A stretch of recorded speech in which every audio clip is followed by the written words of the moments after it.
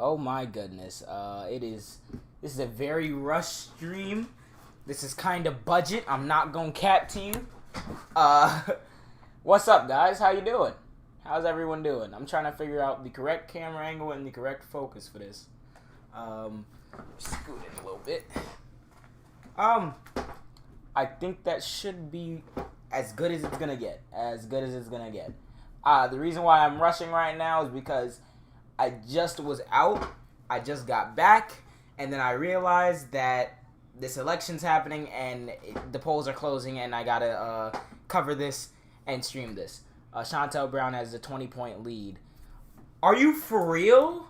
All right, first of all, let's hop right into this. I still have this open. Lord have mercy. So, essentially, I did not turn my back on. I did not turn my face cam back on. Hold on a sec. Okay, there we are. All right. So, for those of you guys who are wondering what's going on right now, there's an election happening, okay? Nina Turner versus Shontel Brown. Nina Turner, for those of you guys, well, everyone who watches me should know who Nina Turner is. She was a Bernie Sanders surrogate. She was a former senator from the state of Ohio, not a United States senator, an Ohio senator. And she's running in the 11th Congressional District in Ohio against Shontel Brown, somebody who is an avid Joe Biden supporter and a very much establishment Democrat with a lot of corruption and stuff backing her, including Hillary Clinton. So, first of all, I want to get into these results, see what's going on. Shontel Brown is currently up 56-36. Starting at the beginning of this race, Nina Turner had about 50% of the vote, and then a bunch of corporate-backed money interests came in and are doing everything in their power to stop Nina Turner. So right now we are, what are we at? 22,000 votes reported. Oh, this is the Republican race. I wonder what's the percentage at.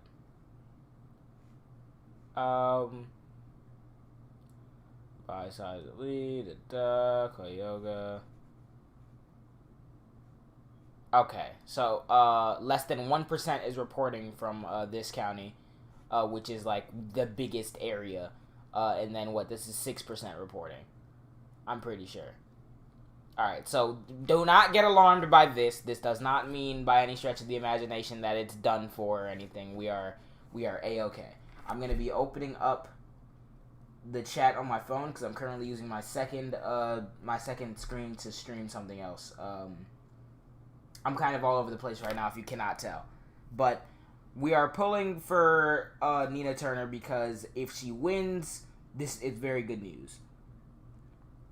This according to the Washington Post. I believe it's only 1%. Yeah. So, essentially, there's a lot riding on this election. It's not like a pivotal, this is going to swing Democratic majority. This is a very telling sign of, A, the corporate wing of the Democratic Party's strength on the electorate and the strength that they have behind some of the senior members who are backing Shontel Brown. And this is also telling what direction the party is going to go into. Because right now, you have a black woman against another black woman, one of them being a very much establishment Democrat that is getting the support of the Congressional Black Caucus, which are also very establishment Democrats. And then on the other side, you have Nina Turner, who has the backing of, I'm pretty sure, every single representative from, I can't pronounce the county, Cuyahoga, I don't know. I'm not even going to try to pronounce it. Basically, she has the backing of everyone from this county. She's been a very established representative in this area of Cleveland and Akron and everything. And she's backed by the people. So right now, it's moneyed interest of the Democratic establishment versus the people. And we're going to see how this turns out. Because if Nina Turner is to win this election, we will then get a clear sign that the Democratic control of the corporate wing that controls the moneyed interest of the Democratic Party is slipping in power, and we're gonna need that sign. So we're gonna see this. Nina Turner was leading with about 50% of the vote in polls, with Shontel Brown being at 15 a few months ago. And then Hillary Clinton came out and endorsed. I think Jim Clyburn came out and endorsed. A bunch of very establishment Democrats. There was a fundraiser that had lobbyists from McDonald's, DoorDash, all types of corporate industries that threw millions of dollars behind her. And they were faking endorsements, faking people who said that that they endorsed Shontel Brown and then wouldn't get their name taken off the list unless they directly contacted her and let it be known that I didn't actually endorse you. There's been a lot of smear campaigns, smear ads on both sides, except for when Nina Turner has attacked her. It's been very valid things that have been fact-checked that we'll dig into later. And, yeah, so we're hoping for Nina Turner. It's not just her against the world, though. She does have the backing of Bernie Sanders, AOC, the Squad. I think, what's his name? Oh, I think Ro Khanna? I don't remember. But, like, all the progressives in the government are basically backing Nina Turner, obviously. So, Jacoby, Nina Turner, shut up. The western part of the district will go for Brown as it's whiter with more Republican. Yeah, oh yeah, and Shontel Brown is also backed by Republicans, which should tell you everything you need to know if former Trump supporters are willingly backing a Democrat just to stop Nina Turner from becoming the representative. So, we're going to dig into some of the videos surrounding this. I want to go and give a shout out to my guy, Rational National, because he has been covering this race ad nauseum. I want you guys to go subscribe to him if you haven't already. And he's where I got a lot of my information from this, because I just found out about this, believe it or not, today. I found out about this race. I didn't even know Nina Turner was running. And now that I know, I'm very much excited. So we're going to dig into this video that I had started watching before, but that was before I knew I was going to do a stream on it. And let's check out what has been going on in this race as of recently. And of course, there's an ad, because why wouldn't there be? Oh, Lord. Is my what's it called on? Is my, hold on, let me make sure my... Nope. It's not on. Okay, there we go. Now it's on. What the hell is that? Rick, back in the vehicle! Turner ahead. Brown's now bankrolled by a slew of Republicans. And We are now just days away from the Democratic special election for Ohio's 11th district on August 3rd between Nina Turner and Shontel Brown. This race has, of course, become a lot tighter since the beginning, where Nina Turner was completely dominating. Then Hillary Clinton came in I believe, early May. This area is 52% black. It'll be a good election to see how black voters are in the Democratic Party. That's true. I didn't even know it was 52% black. So let's hopefully, because it when it comes to black voters, especially older black voters around the country, we're kind of still suffering from some sort of or they're kind of still suffering from some sort of reminiscing on the Obama years, which, even though it wasn't technically anything that significantly helped out black people during the Obama years, the thought of having a black president and people nowadays riding the coattails off that movement still have somewhat of a strong base within older black voters. Obviously, there are other reasons why they would be voting for him, but for someone like Joe Biden probably wouldn't have anywhere near the support he has today if he wasn't Obama's vice president.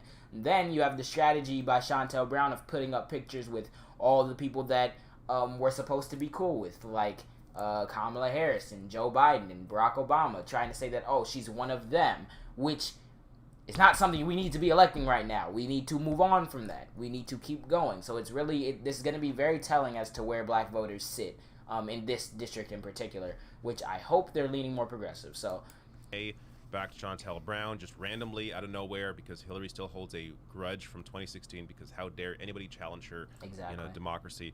But so we have this crazy race. Nina Turner, the people-backed candidate, Shontel Brown, the corporate and Republican-backed candidate. Even though they're both Democrats, Shontel Brown is backed by Republicans. I'll get to more on that later. But Nina Turner put out a fantastic attack ad. So I'm going to show you this. It's just 30 seconds long, but it breaks down a lot of what is wrong with Shontel Brown's platform and also her backing. Check this out. Shontel Brown. She voted to give $32 million to a company connected to her boyfriend and... So I saw, he's going to get into some sources that he read about it. I saw the local news station in this area did a fact check on this ad from Nina Turner's campaign. They rated this mostly true because they couldn't verify the 32 million number. But as Rational National is going to talk about later, essentially, let me break this down real quick before he says anything. Shontel Brown voted to award millions of dollars in contracts to her boyfriend or husband or fiance, I don't know their exact relation, but to someone that she was in a relationship with, after having said that she'd recuse herself from any legislation that had to do with his company.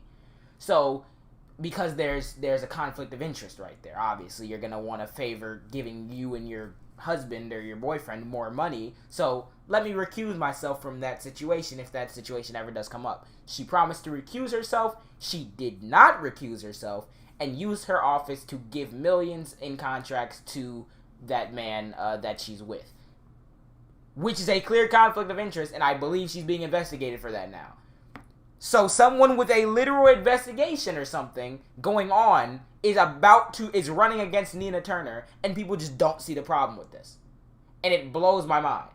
Like, how are you going to trust to send this person to Washington to be any sort of good for your community if this is their reputation at home? Makes no sense. But for her, it's not about going to Washington to do any good. It's about going to Washington to be another cog in the machine, in the Democratic machine. Family voted to give herself a $7,000 raise That's while true. opposing Biden's $15 minimum wage plan. That's also true. Even worse, Brown's now bankrolled by a slew of Republicans, including campaign cash from a Cuyahoga Republican boss, taking cash from Patriots owner Robert Kraft, a key Trump ally. Shontel Brown. Yep. It's hard to tell whose team she's on. So That is there a have been great a few ad. attack ads now that I see. That right there is a fantastic ad. Especially because I can tell you right now, most of the time when political ads don't come on, or when political ads come on the TV or whatever, most people don't really pay attention to it, or at least young people don't really pay attention to it. But I can tell you something like that, especially like, because all my friends know that I'm progressive, as long as you have like one progressive voice in the room, something like that is going to get attention. Especially amongst younger people, because like, say you're just chilling with your friends or something, watching TV, and that comes on.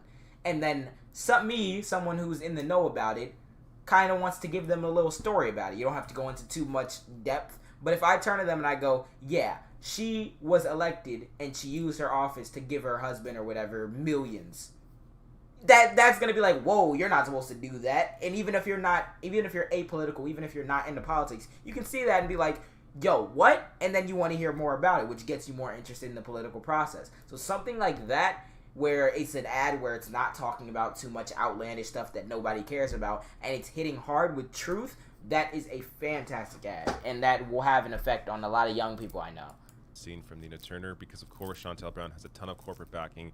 They've been attacking Nina Turner nonstop, making things up about her. Nina's attack ads are actually based in fact. So everything said in this ad is 100% reality, and I think this is the best attack ad that Nina has put out so far. So to go, just to elaborate on some of those points, and also I'll give you an update later on in terms of what's happening in Nina's campaign. But first here from Common Dreams. Newsweek reports the Office of the Ohio Auditor reviewed allegations published in April by The Intercept that Brown, who is also the county Democratic Party chair, quote, had voted to award millions worth of contracts to companies connected to her romantic partner and campaign donors. According to Newsweek, The Intercept reported in April that Brown, who had pledged to recuse herself as necessary from contracts involving her partner, Mark Perkins, had used her position as Cuyahoga County Commissioner to help steer $17 million in contracts to Cleveland-based general contractor PIRK. PIRK was founded with Perkins' uncle, but is now owned by the Stefani family, who have long established business ties to the Perkins family and who have supported Brown's campaign for office. The Intercept noted that in February 2017, weeks after approval of one of those contracts for $7 million, PIRK hosted a fundraiser for Brown's re-election campaign. And because of this, Shontel Brown is now facing a felony ethics probe. So, yeah. I mean, to be fair, Nina Turner could have even gone even harder on Shontel Brown in that ad. But of course, you know, you have 30 seconds. You can only say so much. But there you go. This is just to have, like, I haven't, of course, I'm not in Ohio's 11, so I haven't seen local media coverage of this. But I hope they are covering this, and my guess is they're not, because media does a piss poor job of proper. And whoever I can get to see this, I want y'all to know whether or not Shontel Brown wins, because the polls have already closed. So this, obviously, this live stream isn't gonna affect like voters in Ohio. But if someone were to see this, even after the fact, because the polls have already closed, I want you to know that, say Shontel Brown wins, the person that you just voted into office, or the person that just got into office around your area, has a felony ethics probe against her for a clear conflict of interest, abusing the power of her office to enrich a company that has ties to her family.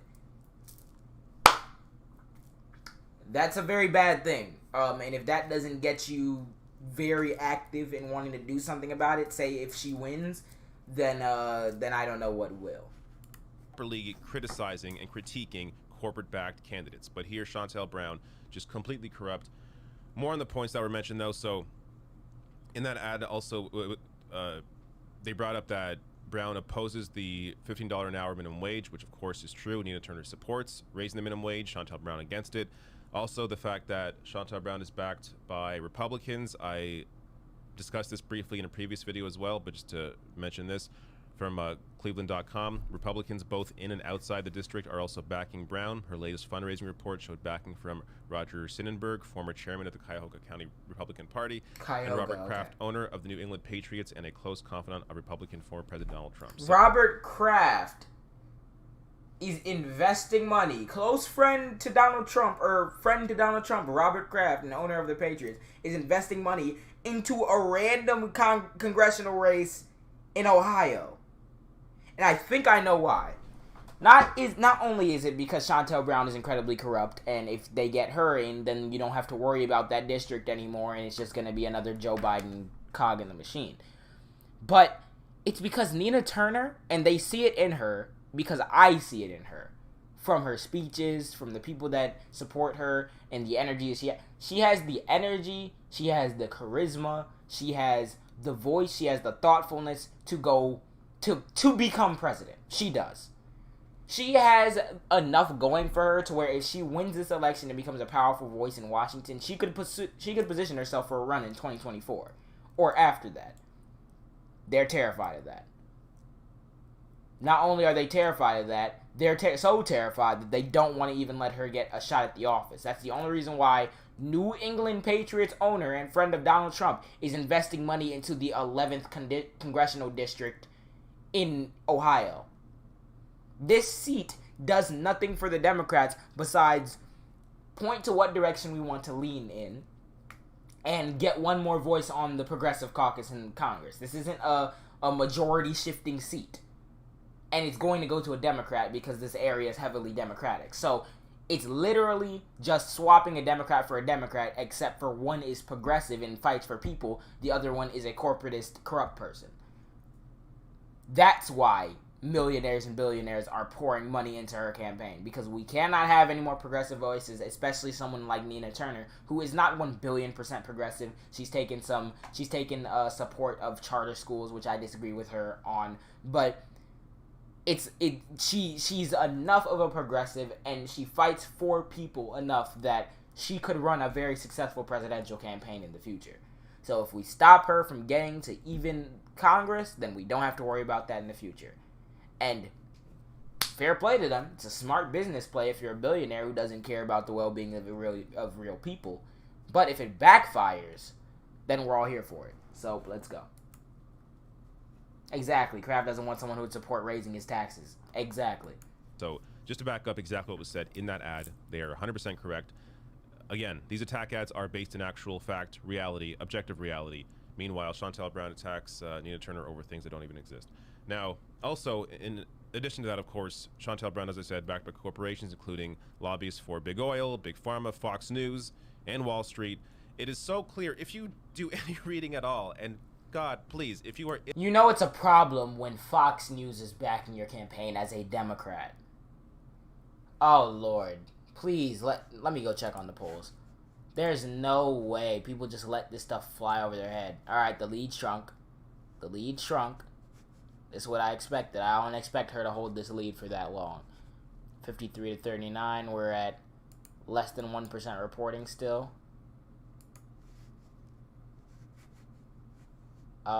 Yeah, there's like no Republicans in this area. So no matter who wins this race, it's going to go to a Democrat. That's why this election is the one that we're paying attention to. 15 to 11, 39 is basically 40, 53.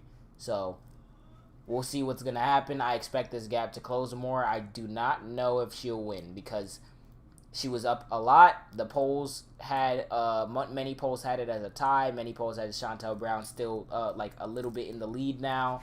But that's the power of corporate money. And Hillary Clinton, who still hates Bernie Sanders and progressives after 2016 when it was her own fault that she lost. But okay. In Ohio's 11th, please educate yourself on these two candidates. It's clear who is fighting for people and who isn't. Now, let me give you a little updates here on Nina Turner's campaign. And the reason why I'm such a big supporter of hers is because she has been one of the strongest voices for the working class, especially over the last several years. So she has been a known quantity, a big voice in Ohio for a while, a former state senator in Ohio. And now, you know, since backing Bernie in 2016 and 2020, became more of a national figure. But still, her roots are in Ohio, and she has a lot of support there, as I'll get to in a second. It grosses me out that the Democrats who scream Republicans are bad are the ones who are okay with Shontel Brown being flooded with Republican donor money. Because there are some genuine Democrats who do genuinely oppose everything about the Republican Party. But when it comes down to it, as long as it's not a progressive who could actually shake up the financial balance of America, they're going to shut their eyes to anything that the Republicans are doing. When it's an easy hot button issue, that they can come out and be like, condemn Republicans, and they'll take that opportunity. But when it comes to actual fiscal policy and wanting to get power back to the people, they're gonna easily turn a blind eye when it comes to things like, hey, maybe we should make sure our Democrat isn't being flooded with Republican billionaire money. But if what's at stake is losing to a progressive, well, shit, then look the other way. It disgusts me. It utterly disgusts me. And then as soon as we call this out and go, hey, no, we can't keep doing this. We needed an alternative solution. Now it's all you hate the Democrats. Blah, blah, blah, blah. Stop it. Second. But a new endorsement here. I mean, these endorsements keep rolling in for Nina Turner. Chewy Garcia backing Nina Turner. Nina here saying, I look forward to working side by side to ensure our government delivers for the workaday people of this great nation. Together we will pass Medicare for all, a Green New Deal, immigration justice, and the PRO Act, and college for all. Let's go. So, big endorsement there. Check her endorsements page. As I said, look at the Ohio officials, people that know the state, know Nina Turner, are backing her. Huge list here, including every single representative for Cuyahoga County, which makes up part of Ohio's 11th, backs Nina Turner. Massive list here. And of course, members of Congress, including Ed Markey, Bernie Sanders, Ted Lieu, Ro Khanna, Katie Porter, Andy Levin, Ayanna Pressley, Rashida Tlaib, Ilhan Omar, AOC, Cori Bush, Jamie Raskin, Jamal Bowman, Mondaire Jones, Pramila Jayapal, Mark Pocan. Lots of backing here. And also, big event right before the election on August 3rd. So Bernie Sanders here tweeting out, I hope you will join me, Cori Bush, Keith Ellison, and Cornel West this Saturday in Cleveland, Ohio, as we get out the vote for Nina Turner ahead of this crucial special election. So I will link to all of this, including this, below the video in the description box on YouTube. Check it out. If you are in the area, please go, support, get out the vote for Nina Turner. Also, I will link to this page as well, mobilize.us/Nina Turner. It shows you all of the various events going on for Nina Turner, how you can get involved and help. And also, I'll link to Nina's page below the video, ninaturner.com. Easy to find. You can, of course, volunteer, support, donate, whatever you can do, or just... There was a clip from one of the news things. I love her catchphrase, hello somebody. And there was a coverage from CNN where they asked Shontel Brown about the fact that Nina Turner referred to her as a puppet, like someone who's going to go up there to just parrot Joe Biden's talking points and just fall in line. And Shontel Brown responds, I think someone who's a puppet is someone going around the country saying, hello, everybody. Because that's the most that these corporate Democrats can come up with as some sort of attack. So someone who created their own catchy, like, phrase, tagline, or whatever, that's being a puppet. But literally getting millions of dollars from corporations, corrupt individuals, Republicans, PACs, to sit in Washington, D.C. and not a damn thing to help your district, but to maintain the power of the corporate establishment. That's not being a puppet. Fam, they have no attacks on her besides the fact that she said bad words about Joe Biden. But then she can point to the fact that you literally abused your office to get your partner millions of dollars in contracts when you said you'd recuse yourself. And you have Republicans supporting you. And you have PAC money.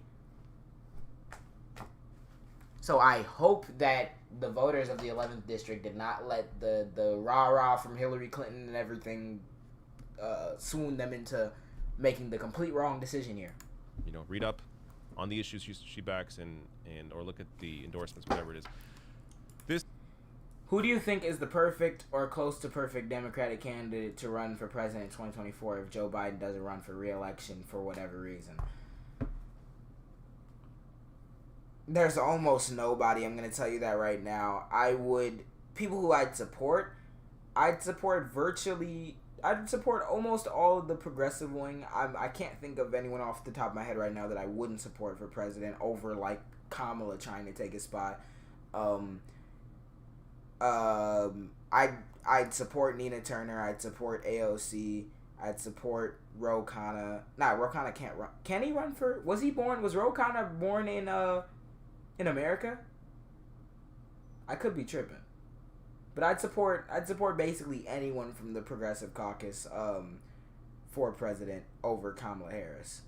I think a shout, even though I fear he might turn out like another Obama, but from what I've seen on the ground in Georgia since he's been elected, John Ossoff could probably bridge the gap between the like wine mom traditional liberals who will probably just see anyone with a blue next to their name and vote for him, and the progressives, because from what I've seen, he's been fairly progressive on the ground.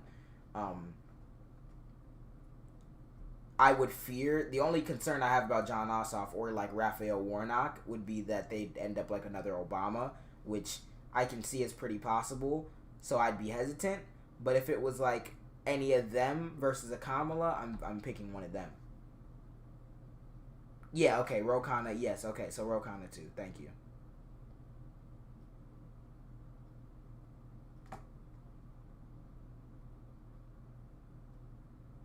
Said Turner spent 5 years helping Donald Trump. Are you...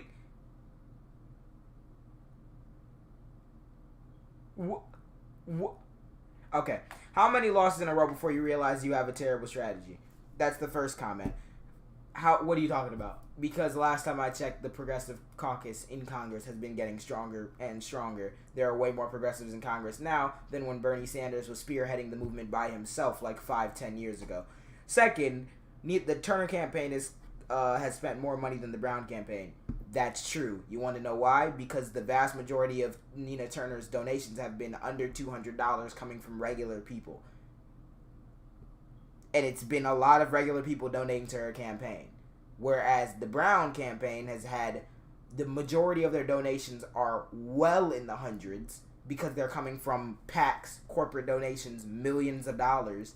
And of course, spending the most money doesn't necessarily mean corruption. Because when you're spending the most money, that probably shows that you have some support, but it also matters where the money's coming from. If Nina Turner's spending more money than her, and it's coming from grassroots donations, then that doesn't matter. It's just you're coming from grassroots donations. Whereas Brown is getting her donations from corporations and rich people that don't want to see Nina Turner elected. And I don't even know if you're true on that fact, if you're correct on that fact. So yeah, I mean, nice try.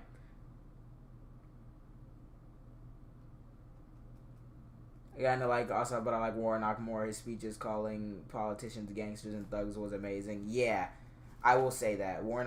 Either of them would be great. And no, oh yeah, and the last comment, no, she didn't help him win. Are you...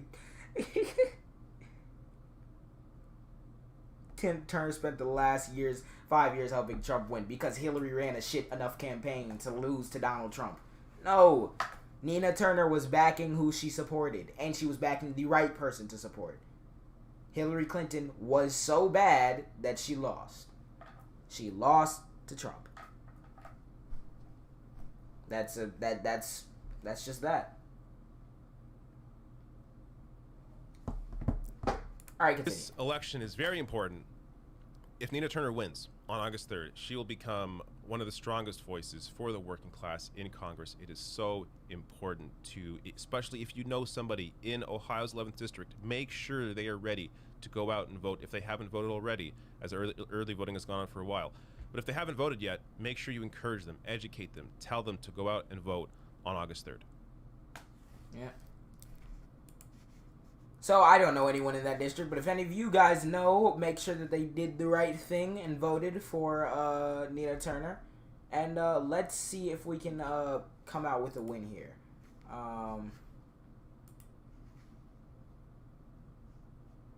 We're at 39.8 still. This is a Libertarian Party right here. I keep getting these pop-ups and stuff. Pop-ups. Is Jeff Johnson from the Libertarians? I don't know. But we got... Or, no, it's a Democratic primary. I'm an idiot.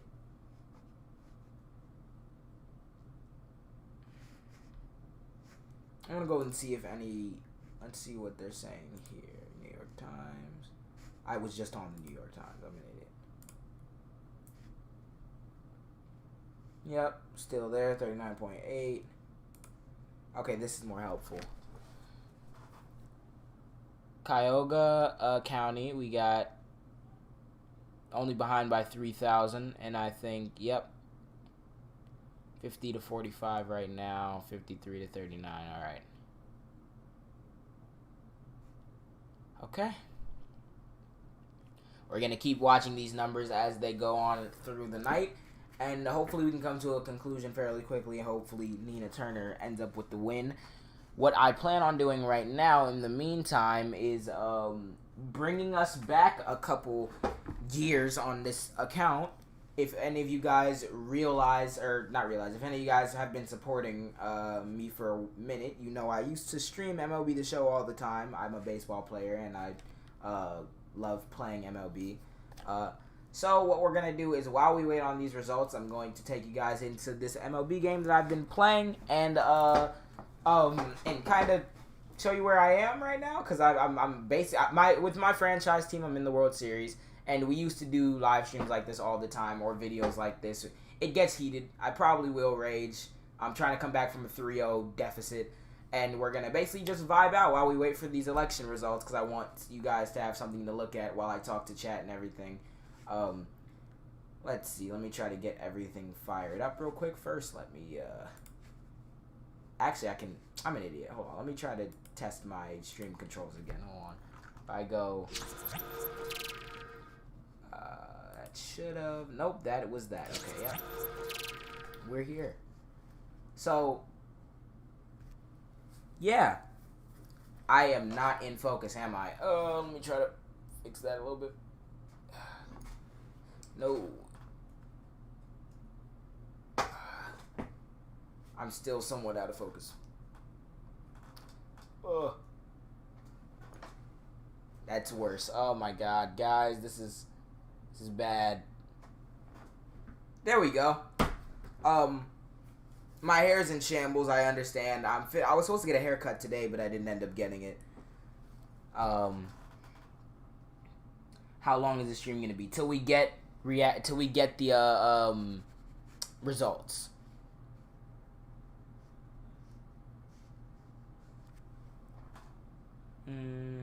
So what's your opinion on the baby stuff? I was actually going to talk about that. I was going to stream with some of my friends and talk about it. I feel like what he said was stupid, first of all. He should have never said any of that bullshit about HIV, about AIDS, about what the other stuff that he said regarding gay people. Very stupid, very much a mistake. That was homophobic comments that he made. My issue is that this is again another example, and I saw this put a good way by a certain TikToker that I follow and everything, is how cancel culture works the most, it seems, when it comes to black people. Because, first of all, on Dua Lipa's part, Dua Lipa's also done a song with Pop Smoke where he says the lyrics disparaging gay people in the song that she's on. She never said anything about that. And then, but with DaBaby, it's super different, and it's because she thought that her name was gonna get dragged down with DaBaby if people start getting outraged about this, which made no sense considering that nobody was talking about Dua Lipa's name in regards to the comments that DaBaby made. So this snowball effect where it just led to DaBaby getting canceled from, or getting stripped from multiple sets that he had in concerts and everything. I feel like what it does is it does not accomplish the goal that people set in mind, because we have to keep in mind, as much as we work to change it, and as much as I try to especially work to change it, the black community is not the most progressive community you will ever find at all. And I can tell in the way that I was raised. Still to this day, there's a lot of rampant homophobia in the black community. And stuff that like 5-10 years ago didn't seem like it was homophobic. It was just stuff that was mentioned in hip-hop and just lyrics that they use and stuff in reference to gay people. And now we're starting to get more of an idea like that shit's not acceptable anymore. But a lot of people, especially in the hip-hop culture, still aren't completely sold on that idea. So I feel like our job is to make the pitch to them. This is why you need to have your mind changed. This is why we shouldn't be talking about people in this way. This is why these comments are hurtful. Instead, nowadays our solution to issues are just we cancel the person. We cancel the biggest. We're gonna cancel one of the biggest rappers in the hip hop community, in the black community, for stuff that he said after a concert, which were stupid.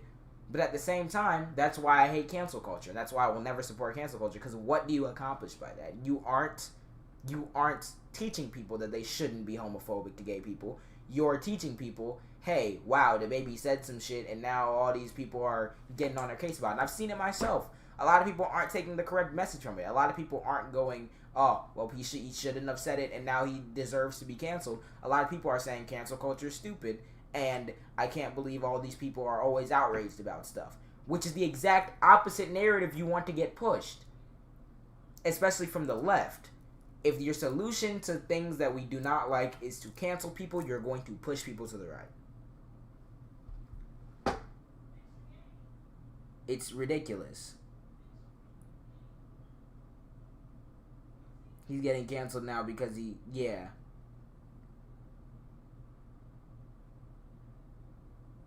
I feel like the thing that you're going to do if you continuously try to cancel everything that makes you upset, everything that you disagree with, you're going to just push people to the opposite perspective. Because what it makes you look like a snowflake that does nothing but just get upset and outraged. Whereas had DaBaby said it and we go, no, that's not cool, those words, you don't do that, and we actually talk to it, and we talk to the situation in a way that made him do a genuine apology, not just a begrudging apology, then we get somewhere and we change more people's minds than just saying cancel. Cancel, cancel, cancel. And I'd have that same stance against people who say racist stuff. Like white creators of that one dude, Morgan Wallen or whatever, who said the N-word.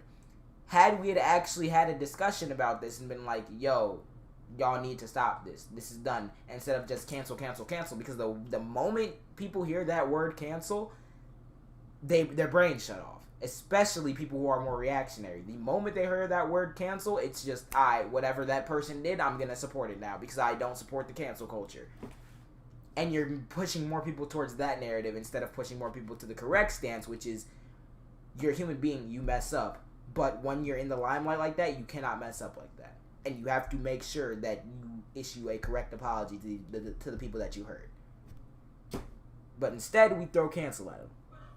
And then we see where that gets us.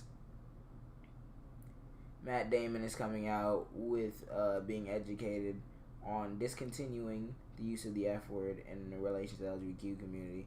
People, yeah. That should have been.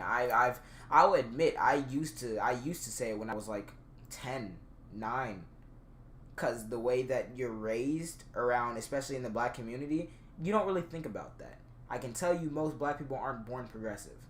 Nobody's born progressive, but especially the way you come up, you're not instilled with the most progressive values. A lot of people. So being able to accept that and being able to make yourself better as a person it's one of the biggest things that we need to work on. And I think the way you get people to that position is acknowledging that we're human. Everyone messes up. Nobody's perfect. But here's how you avoid doing that. And here's the people that you hurt. And this is why you need to stop doing what you were doing. But instead of saying cancel, and if we did that, then we would be pushing more people in the right direction. That's my stance on the whole DaBaby thing. I think that Dua Lipa should be more consistent with who she's going to call out for doing that.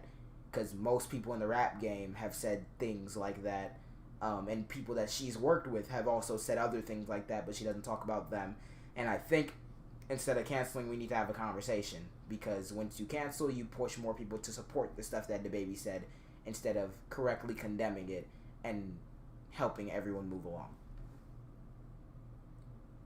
Does cancel culture equal backlash? No. I believe that you can have constructive backlash. I believe you can do something, get the backlash from it, without it having to necessarily be, oh, you're canceled. No.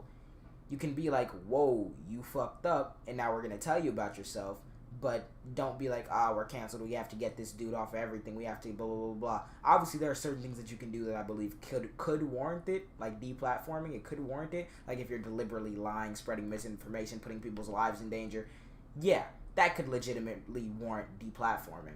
But things like this, where he messed up and he said some things that were homophobic, it's terrible. He shouldn't have done that shit. But what is canceling going to do? What is canceling going to do? Nothing. It's just going to make people more reactionary. And that's one of my biggest pet peeves with the left, is that when it comes to like mainstream stuff, the view is that we are the ones who cancel everything. Even though the right does it too, the view is that we are the ones who are always about the canceling, blah, blah, blah, blah. And that pushes people away from us. So we need to stop that.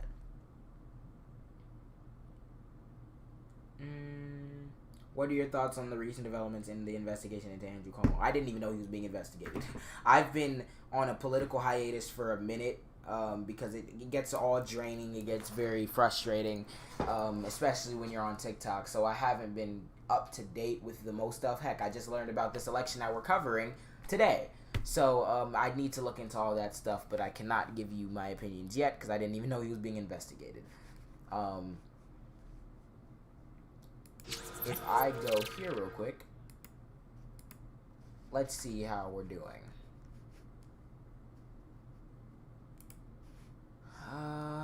If I reload the page. Oh wait, it's already live. Hold on, let me go find a different one. It's 39.9 now. Gap's closing very slowly, but it looks like the votes have kind of fallen off coming in, so we're gonna see. It remains to be seen. I think we're still at less than 1% reporting. Oh, so this is 100% reporting from Summit, which means that Nina Turner lost that county. I just got like 3 pop-ups from that. Jesus Christ. If that's really 100% reporting, that means that she lost Summit, but again, that's only like 1,000 votes. We're still paying attention. The big one is Cuyahoga. Or, what is it? Did I say that right? Yeah, Cuyahoga County.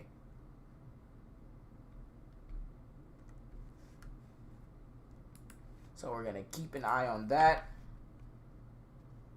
as that develops.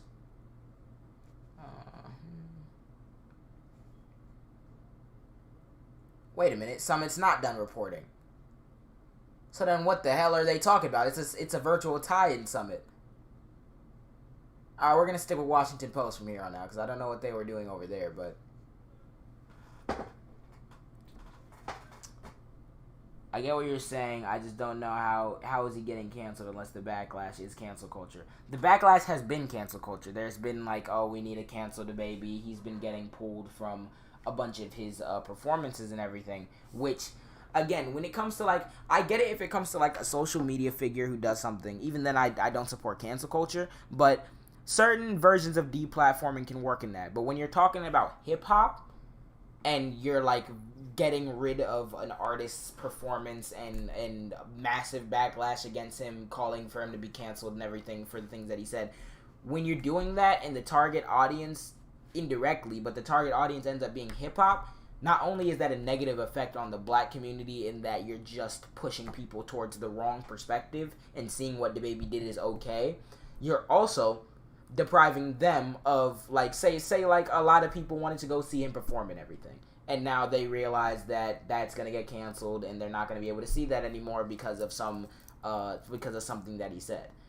Instead of being like, all right, what he said was bad and letting him know about it, or trying to do something to let him know about it, either at the concert or through social media or anything, you take down that, you get him canceled off of that, you get him removed a bunch of stuff, and now Dua Lipa's trying to work with other artists to take him off features and stuff, which are a lot of people's like favorite songs and everything. What you're doing there is you're kind of shooting yourself in the foot, because you're not promoting a discussion. You're like, let's shut it down, let's get him out of here. You see how that's a problem? Because if I was someone who DaBaby's my favorite rapper, I'm gonna look at that and be like, yeah, I get what he said was bad, but why the hell does he have to get his music taken away? And why does he have to have all these features and stuff getting rid of? Like, yeah. I feel like the more responsible thing to do is be like, let's have a discussion about this. You can never do that shit again. Don't ever do that again. And here's why you're wrong. But getting the features taken away, getting the concerts taken away, this whole Twitter culture of let's cancel them, I don't think that that's going to have a positive effect. If it was having a positive effect, I'd support it. But cancel culture is like a coach telling you suck after making a bad play, and constructive backlash is like a coach saying you made a bad play and how not to make the mistake again. Thank you. There you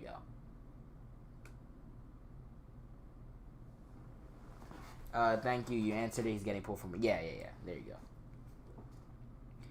Did you see recently that the GOP senator...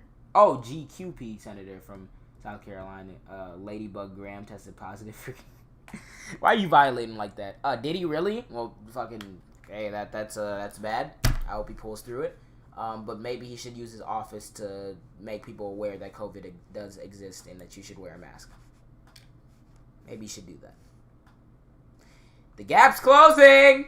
We're up to 40.5%. All right, let's hop into MLB while we get these results slowly coming in. Every time I look down, by the way, it's because I've been trying to look at the chat. Let's see here. There we go. Let me fix up this. Let me get this rolling.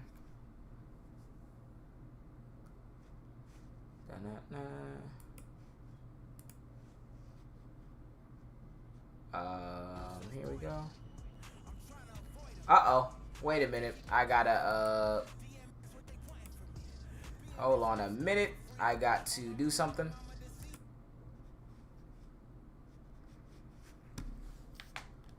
I'm gonna turn off all the music in this game because I don't want to get copyrighted. Wait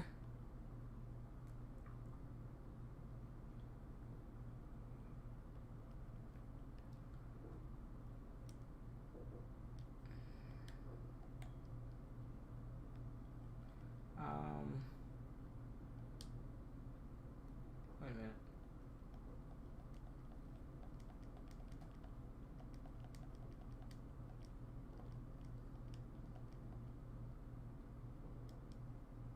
I just turned off all the music and it won't let me.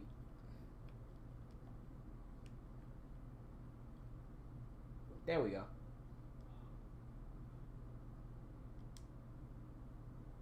Okay, I think we're good now.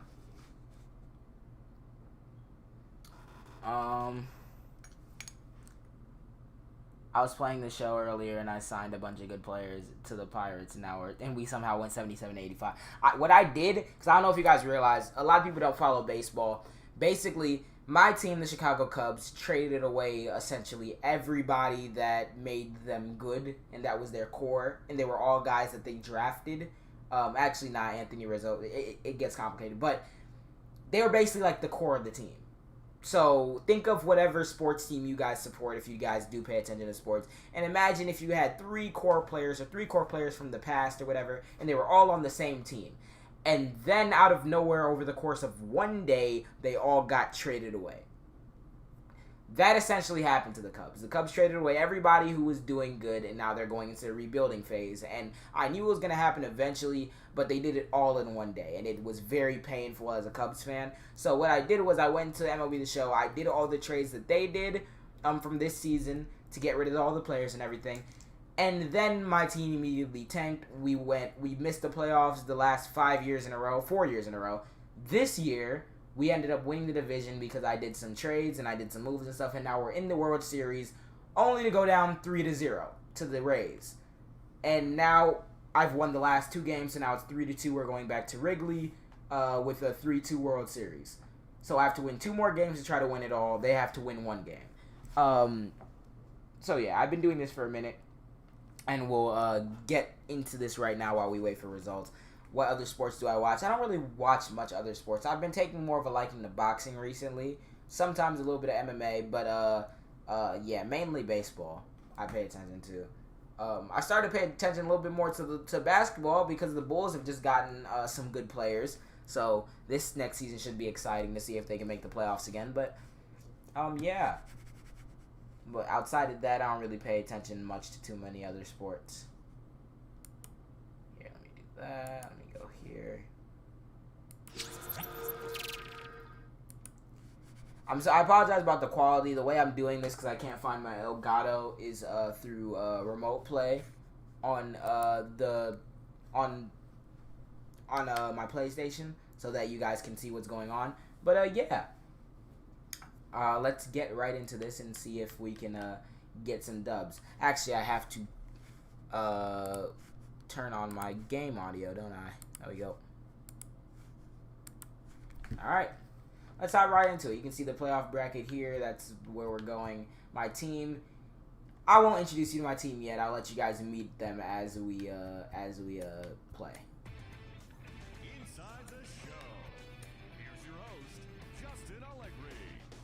Welcome to the There's show, Shontel. everyone. Oh my God, he's so loud. Morning. Hold on a Let's minute. jump into the latest news from Hold around the on Major League half a Baseball second. postseason. In Game 5 of the World Series, the Cubs launched... This is so loud. Jesus Christ. Turn you all the way down. Oh my God, I apologize for that. The polls changed again. Here, let's check on it.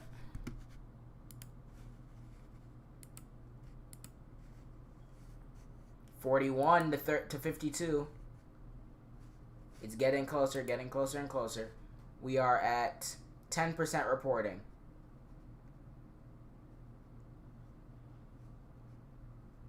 This is 40% reporting, and Brown barely has a lead still there. All right, let's see if we can keep this up.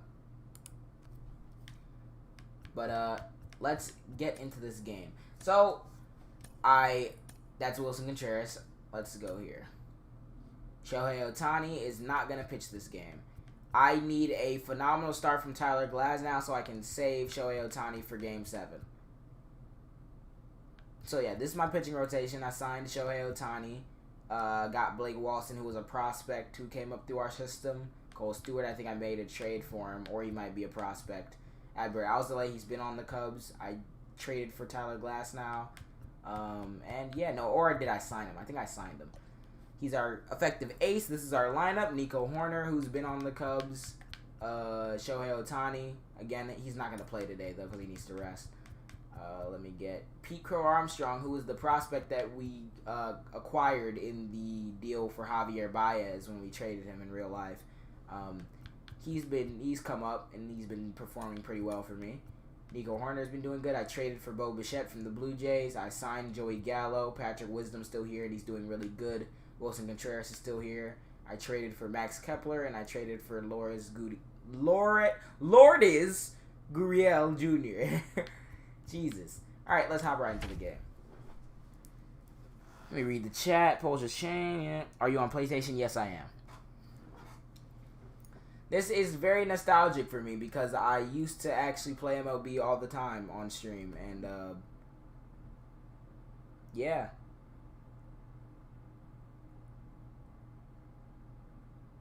Again, for those of you guys who wonder, whenever I look down, it's because I'm looking at the chat on my phone. now from the windy city of Chicago, baseball from beautiful Wrigley Field. It's Game 6 of this year's fall. I'm sorry if it stutters. Between the Tampa Bay Rays and the Chicago Cubs.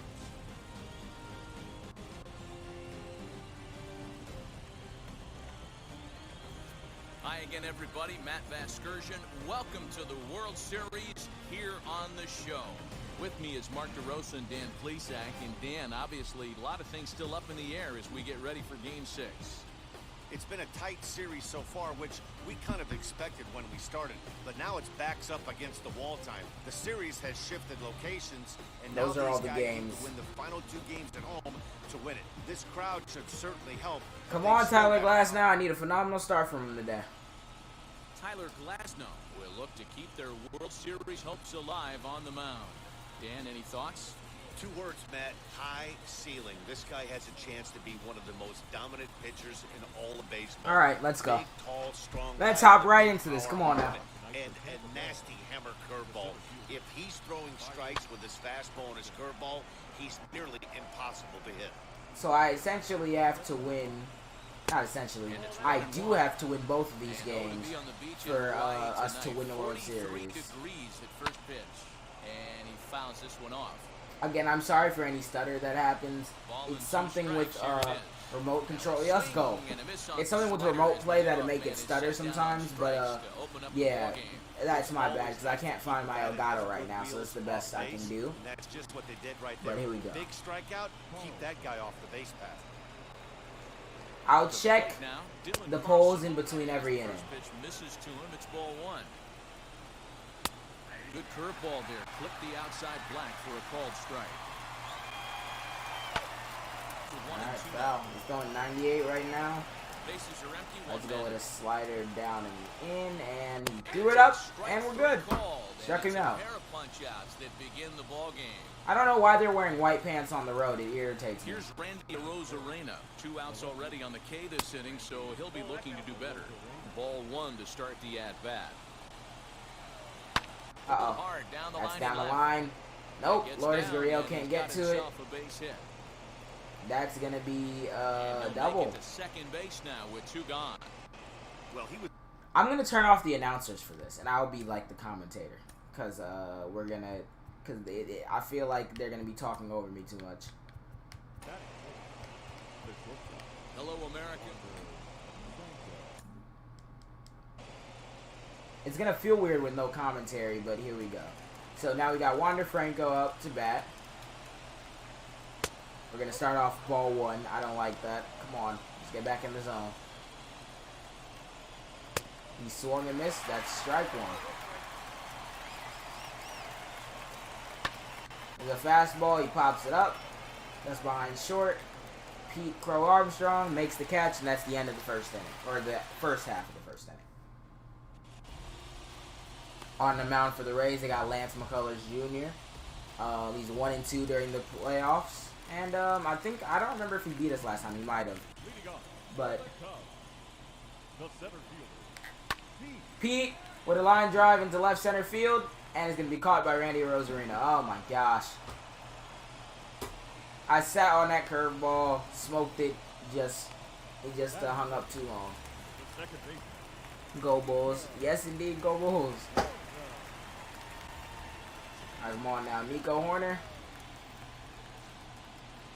The first pitch. The curveball misses downstairs. Knuckle curve.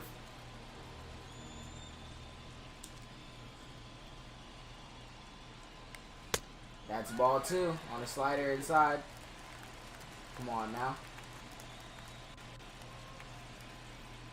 That's ball 3. 3-0 pitch. I'm not swinging. I'm not swinging at all. You do not swing 3-0. It depends. I'm not letting him swing 3-0. And that's why. Ball 4. Can't find the zone.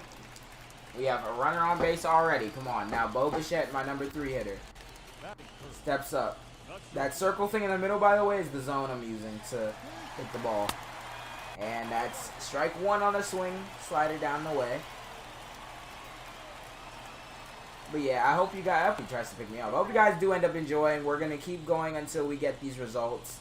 After I get my third out in this inning, I'm going to go and check the polls again. I'm going to do that in between every single inning. What am I doing? That swing looked foolish. That's strike 2. I was nowhere even close to that. Here we go, the 0-2 pitch. It's a pop-up in foul territory. First baseman's camping under, and he's got it. Come on, bro. That's the path we took to get here. We swept. I don't know if you guys can see it because my face cam's covering it, but we swept the Dodgers in the first round, and we beat the Phillies 4-2, and now we're trying to make a 3-0 comeback against the Rays today. But that can't happen unless I get some runners on. Joey Gallo has been raking for me this postseason, so that's a ball. It just barely misses. I'm sure you're gonna call that a strike. I'm set the pitch, and I'm swinging like a goddamn idiot. Oh my lord. It's my bad. I don't know why I did that. Joey Gallo, it's a liner down the line, and it's foul. Come on. The 1-2 pitch, 2 outs, first inning. Let's go, Joey Gallo. That's a ball. Come on now. Nina's closing the gap. Yeah, I saw. I'm going to check again. It's kind of be like a pleasant surprise in between innings, but I want to score right now. Come on. That's a grounder out to second base. He's going to field that, throw on the first. That's the end of the first inning. All right, let's go check this before I get upset. Come on. Give me the good news. Give me the good news. 41.5, 51.9. That lead is coming down from Shontel Brown. We're still at 10% reporting. We got a long way to go. With 80% reporting out of Summit County, Nina Turner takes the lead. Nina Turner has taken the lead in Summit County, 80% reporting.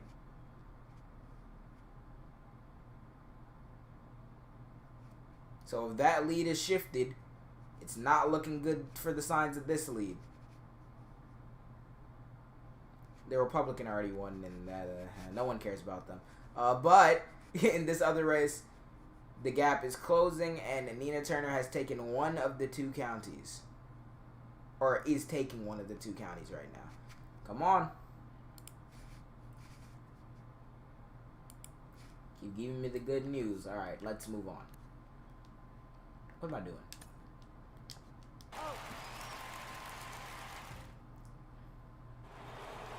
No, I'll turn up the announcers a little bit because it's kind of weird playing without any announcers.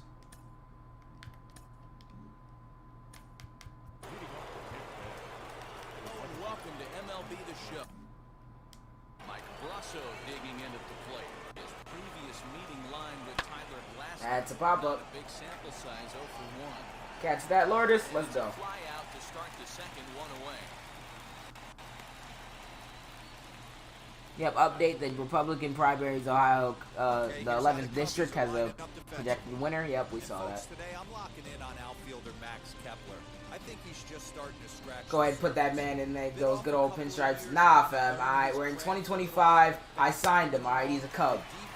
He's in better pinstripes. Super accurate arm, real sure-handed. That's a grounder up the middle, Bo dies, but he can't get to it. Into center field as he's aboard with a 1-out single. Well, after being late on a fastball there, it looked like they did him a favor. Yeah, Matt, that's You gonna pull a 0-4 Red Sox? Yeah, we're gonna try it. He's running. You don't run on Wilson Contreras, and that's why. Let's go. Wilson Contreras shoots him. Throws an absolute BB. Guns him down. You don't run on Wilson Contreras. That's why I kept him. Wilson Contreras has thrown out almost everybody who's tried to steal on him in these playoffs. I wish I was live streaming since the beginning of the playoffs. Struck him out. The end of the top of the second already. Glasnow's doing good through 2 innings. And you know what's funny? 2 things are a coincidence. I think the Cubs are going to win the World Series in 2025, all right? Call me crazy, but it's 2025 right now, and we're in the World Series in this game. My friend Kevin, in his Discord bio, put the Cubs are going to be the 2025 World Series champions, and I saw that, and I was like, what the hell? That's crazy, because I'm playing in the World Series with them now. And on top of that, there were rumors that the Cubs were going to end up trading for Tyler Glass now at the last deadline, which I have Tyler Glass now on this team. So, hey, it's enough coincidences. The Cubs are going to win a World Series in 2025, alright? Someone clip this from this live stream when it happens.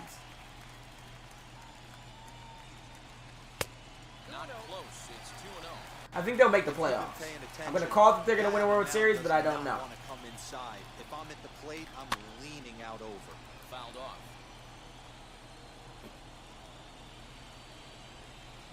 Come on, Patrick Wisdom. The 2-1. Okay. Fouled again, and after being way ahead, now it's even at 2-2.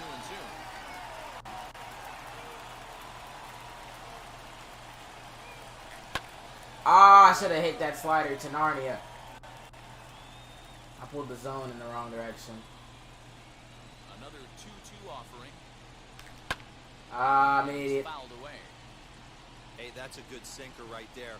That's his bread and butter pitch, and if he's got that going, especially early, it's going to be tough to get some runs. Ah, I'm so bad at this game. Hit that one with an or. The strikeout, and there's one gone. Man, shut up, Matt Vasquez. Ready to deliver. Here comes the first pitch. Ah, Ron Wilson, he's going to be out. Throw gets it. 2 down. VAUSH is also debating Charlie Kirk today. Wait, are you for real? Y'all want to watch that together? Wait, what time is that happening? Hold on. I thought that was fake. I thought it was just a meme. No way. No way, no way, no way.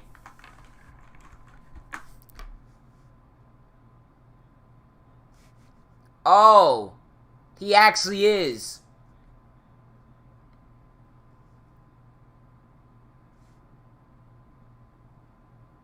Is he gonna live stream? We should watch this instead, shouldn't we? I'm surprised VAUSH isn't live streaming it on his channel too.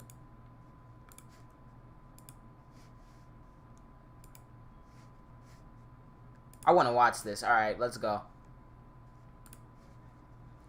Robin DeAngelo and Ibermex Kendi, and Nicole Hannah-Jones in B. I have to go all the way back, don't I? But there's a lot of other issues we need to talk about. One of the biggest stories right now is that New York has imposed a, we'll call it a, I don't want to say limited, but it's a vaccine mandate for indoor activities, entertainment performances, and Bill de Blasio said the goal here is to encourage people, mostly young people, to get the vaccine. That means if you want to go to the movie theaters, if you want to engage in normal activities like at bars, you have to have a vaccine. I gotta fix the title, don't I? We call it Key to NYC. Now, why do I bring up critical race theory? Well, for one, you know the title of this video. We're going to have conversation, a political debate or discussion about this. But there is a question some people have brought up due to the low level of vaccination among the black community and how that will disproportionately affect people and whether or not this will be truly equitable. But today, the bigger thing we're doing is not just about the news. It's about a conversation with two prominent individuals in politics.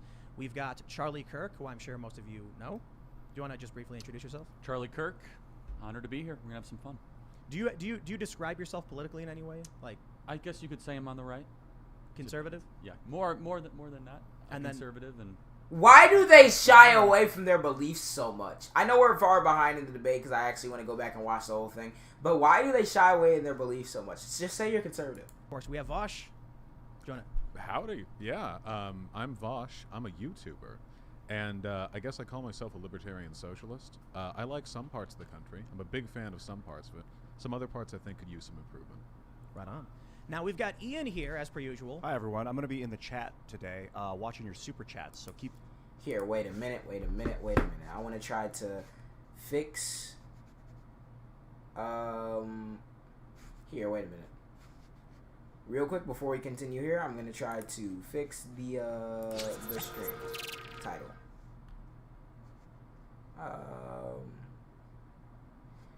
Go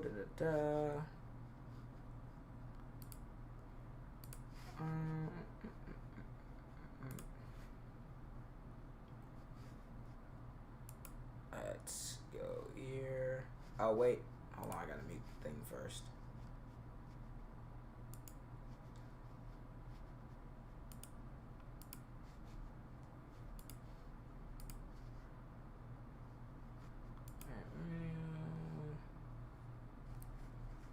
we fix the title, huh?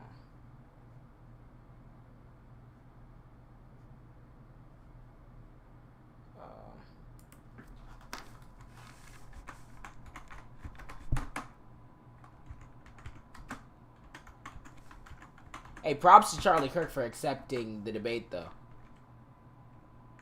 Or for debating him.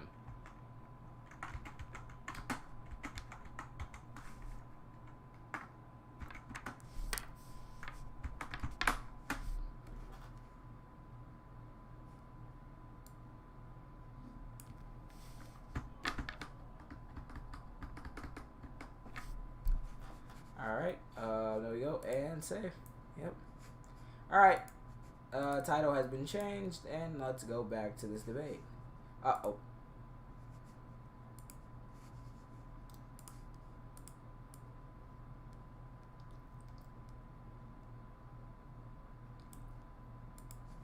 Alright, here.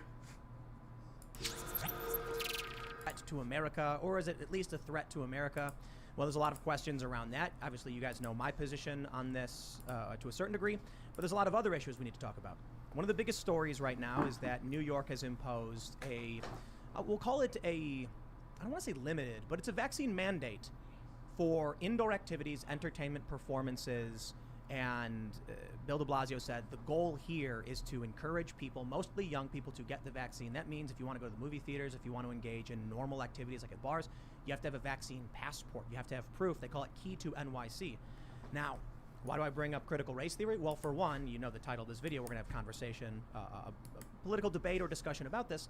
But there is a question some people have brought up due to the low level of vaccinations among the black community and how that will disproportionately affect people and whether or not this will be truly equitable.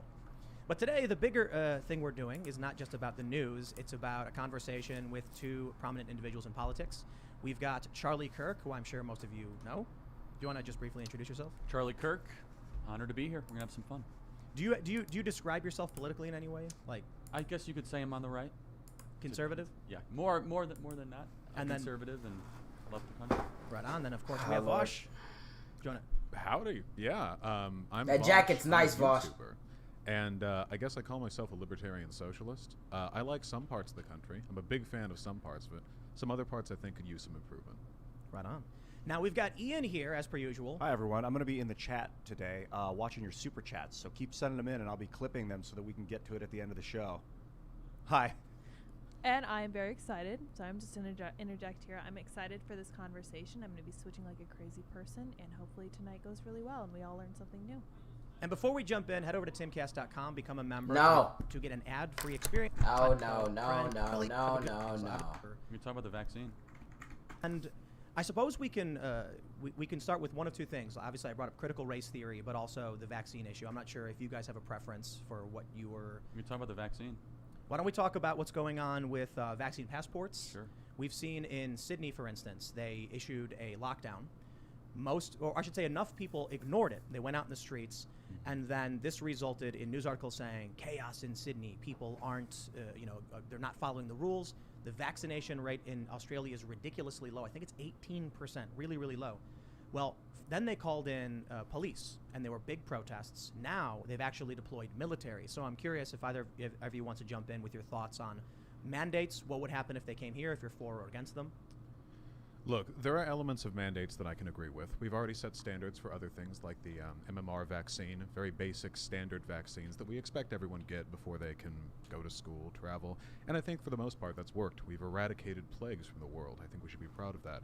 With regards to COVID, since this is an ongoing pandemic, we need to focus on approaches that are effective and that don't ostracize or exacerbate tensions. With regard to the Australian situation, it's not something I'm extensively familiar with, but generally speaking, I don't think that cracking down on protests is going to be an effective way to incentivize people to get vaccinated. What's happening in New York might be, but my main issue with it is that I'm not entirely sure how they expect people to still have their vaccination card. I know that there's been some confusion from the beginning as to whether or not you should keep that. I know people have thrown theirs away. They made it too big for wallets. It just felt a little bit haphazardly planned from the forego, so that's unfortunate. Maybe they can find other ways to incentivize it, like for example in schools, where they have a direct access to government records, where they wouldn't have to use those little cards. You know, that might be a little bit better. I guess we'll have to see. Well, I'm not saying you believe this, but some people on the left, I never want to hear about the discussion of voter ID ever again. Because now you can force people to... Oh my fucking God, Charlie Kirk! Oh, you had to start off with some bullshit, did you? Oh my God. No. Voter ID laws are not the same as having a vaccination card. Oh my God. Saying that we should have people have a thing saying they got vaccinated is not the same as states saying, nope, you cannot use any of the other 5 government-issued IDs that you have. You need to have this one particular ID to do this one particular thing. And guess what? If you have to work and you don't have the time to take off work to go look about that one specific voter ID thing that you need, even though you could just use your other government documents, well, shit then looks like you can't vote. It looks like we're going to strike you off the registry if you haven't voted in a minute. And looks like we're going to surgically target specific ways in which black people vote to stop them from being able to do that. These two things are not the same, you fucking egghead. I didn't think I'd get this triggered this fast. That was a quick-ass whataboutism. Wow. Identify their medical history to try to get into a restaurant in New York City. Yeah, look, I'm not getting the vaccine, so I'm part of the 100 million people that are unvaccinated. And it's an experimental vaccine. The FDA and CDC has said that in January. It's questionably effective. Lindsey Graham just came down with COVID. You had a ship in the United Kingdom, 100% vaccinated ship that came down with COVID. It's more like a treatment than a vaccine. It doesn't. No, it's a vaccine, and just because you get it doesn't mean you 1,000,000,000% will never get COVID.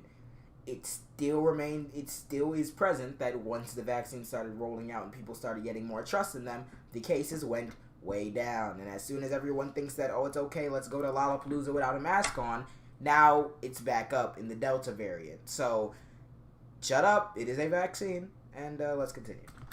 I'll leave that conversation to Dr. Brett Weinstein and the people that really understand how that works. But yeah, this is medical apartheid. This is trying to create a 2-tiered system where if you don't make the proper medical decisions, you're not able to go to Broadway shows or go into restaurants.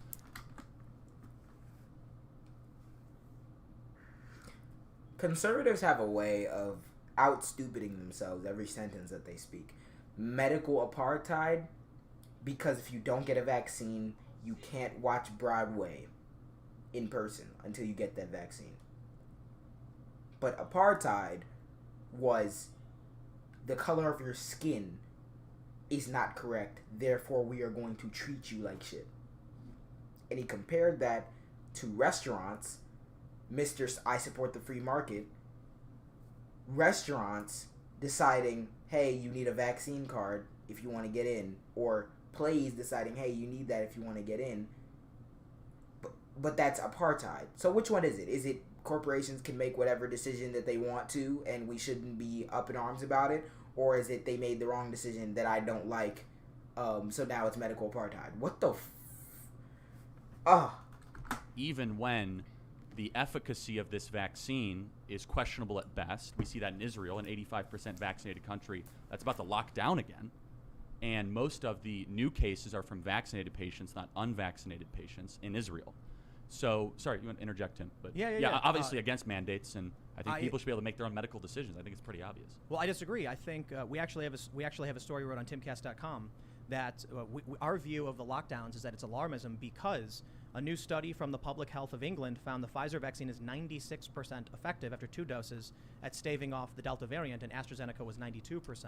I can probably agree it's alarmism, but it's enough of an alarm for the public health leaders to undermine the argument that the vaccine is a solution to what would possibly satisfy the public. So, I mean, I was against the lockdowns in the first place. Let me be very clear when there was 1,000 deaths a day, not 334. But sorry, go ahead. Well, a couple of points on this. First of all, it's experimental in the sense that there was an expedited process for its release, but there have been full and extensive studies taken on the safety and effectiveness of these vaccines. The reason why the FDA study hasn't been finished, the reason why it hasn't been fully vetted, isn't because they're looking for long-term health effects. It's because they're determining the extent to which it protects you over a long period of time. Ergo, the fact of the matter is, by all available data, this is undeniably much safer to get the vaccine. I mean, by orders of magnitude. Let me ask you a question. Well, wait, a couple things, because you said a few things there. There are some instances where areas have more people being infected if they're already vaccinated. But if you take a look at, this is like data mining. If you take a look at the broader statistics, especially here in America, the number of people who have gotten breakthrough cases is something like 0.003% of people who have been vaccinated. You can take a look at the numbers. Where is this new wave exploding? It's in the unvaccinated. In spite of the fact that fewer and fewer people are remaining unvaccinated, the vaccinated stay relatively healthy. And not only do they get infected way less often, they also suffer far fewer severe symptoms. Their hospitalization rates have plummeted, and their deaths are incredibly low compared to people who are unvaccinated. Exactly. This is by all means an effective vaccine. What's your opinion of Johnson & Johnson, the FDA saying that it might cause a rare nerve disease? What is your reaction to AstraZeneca may be able to help, but it also could, okay. What's your reaction to whenever you see a drug commercial on the TV when they say it may cause nausea, vomiting, bleeding, blah, blah, blah, blah? Do you go, okay, that drug cannot be trusted? Or do you go, hey, I need that drug for something. I know what the side effects are, so let me check in with a medical professional and make sure that I'm not at risk for these side effects before I take the medicine. Just because that there is a rare chance that some disease could develop as a product of a vaccine does not mean that the vaccine is bad. Because everyone's body reacts in different ways. If they had a 100%, especially for a vaccine that's relatively new, you cannot have a 100% certainty on how this will affect every single human being. Even vaccines that are well established, you can't have a 100% certainty that every single human being will be able to react in this way to it. So you guys look at the 3 cases of shit happening and then use it to discredit the vaccine when the vaccine's been out for almost a year now and people aren't keeling over and dying randomly with nerve diseases. Oh, Lord. That's something that, first of all, when you take a look at that, you have to recognize that even if that was the case, which the FDA says it is. Right. Well, they're looking into it, of course. They've issued an official warning that it could issue a rare nerve disease. That's a big deal. Could issue, of course. They're looking into it, and that is something to look into and to be concerned about. What's your opinion of VAERS, the Vaccine Adverse Event Reporting System? Hold on. Where there's first, I'm just curious. You asked like 2 questions. Let's do the Guillain-Barré syndrome, though. I think you want to. Yeah. So of course, stuff like that can happen. Now, even if that claim is the case, it would remain the fact that unless the extent of that potential nerve damage is just apocalyptically severe, that the effects of getting COVID would still be far, far worse than the potential side effects of that vaccine. However, if you were to say, let's say worst case, Johnson & Johnson, it's not viable, that gets pulled, we see what the consequences are, that doesn't really speak against the greater viability of the vaccines. I got Pfizer, for example. We're talking hundreds of millions of people who have either been protected against the vaccine in part, or if they get it, against the virus, or if they get it, their effects, their symptoms are much, much, much more manageable. So I just want to play into the irony here that I'm the one criticizing the pharmaceutical companies and you're the ones that are... What the... Charlie Kirk, you fucking idiot! I can't do this. I can't do this. Notice how he lost the argument on trying to cast doubt, because that's why when he brings up the rare chance of there being a nerve disease, the reason why he's doing that is because he's trying to cast doubt on the vaccine and its effectiveness to try to justify his whole, I don't want these government mandates on this vaccine because we don't even know the vaccine's real.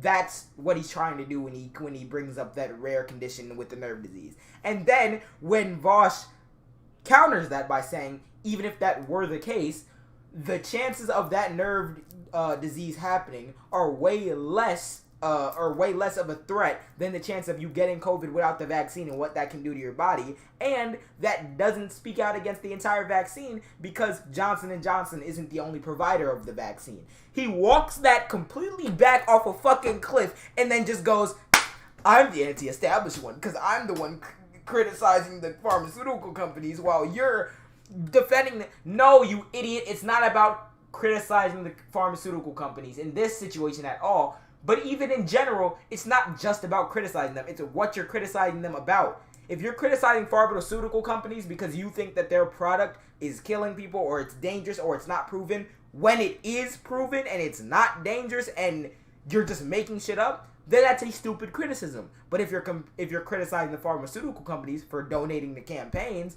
to get people like Republicans on the right elected or corporate Democrats elected, then that is one of the valid criticisms you could make. Or if something comes out where this company is acting in an unethical way or anything, those are valid criticisms to make. You can't just fucking get brownie points from the choir for saying I'm criticizing them when what you're criticizing them on is bullshit.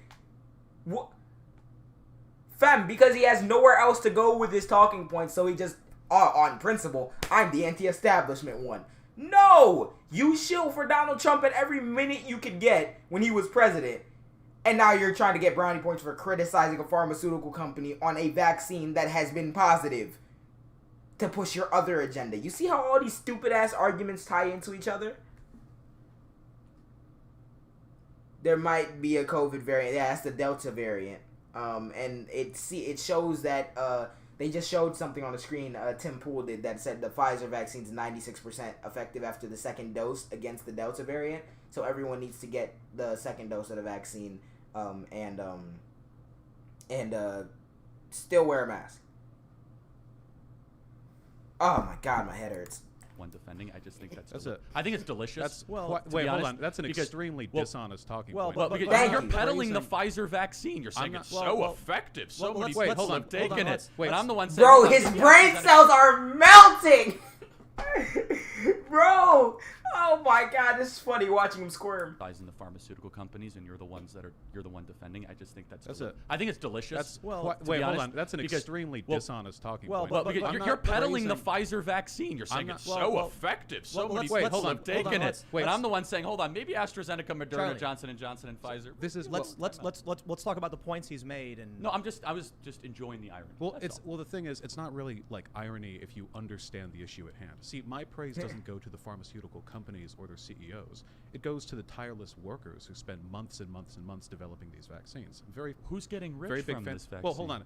Have I at any point praised the distribution or profiteering system? Who do you think gets rich Pfizer? from vaccine mandates? The workers or the Pfizer CEO? Nobody's talking about who gets rich. This is a toothless... Isn't that your whole shtick? Hold on. This is a toothless critique that you could... Let's try and go back and forth. This is a toothless critique that you could apply to literally anything that you don't like. Everything in this country is manufactured to the profit of CEOs. We don't mandate it, and so you can't go to restaurants if you don't get one of four major pharmaceutical medicines. Wait, I just want to say, if that's your criticism... That's one of many. Then you should... So if that's the criticism you want to focus on, I'm in favor of nationalizing the pharmaceutical industry. I'm willing to take it that far.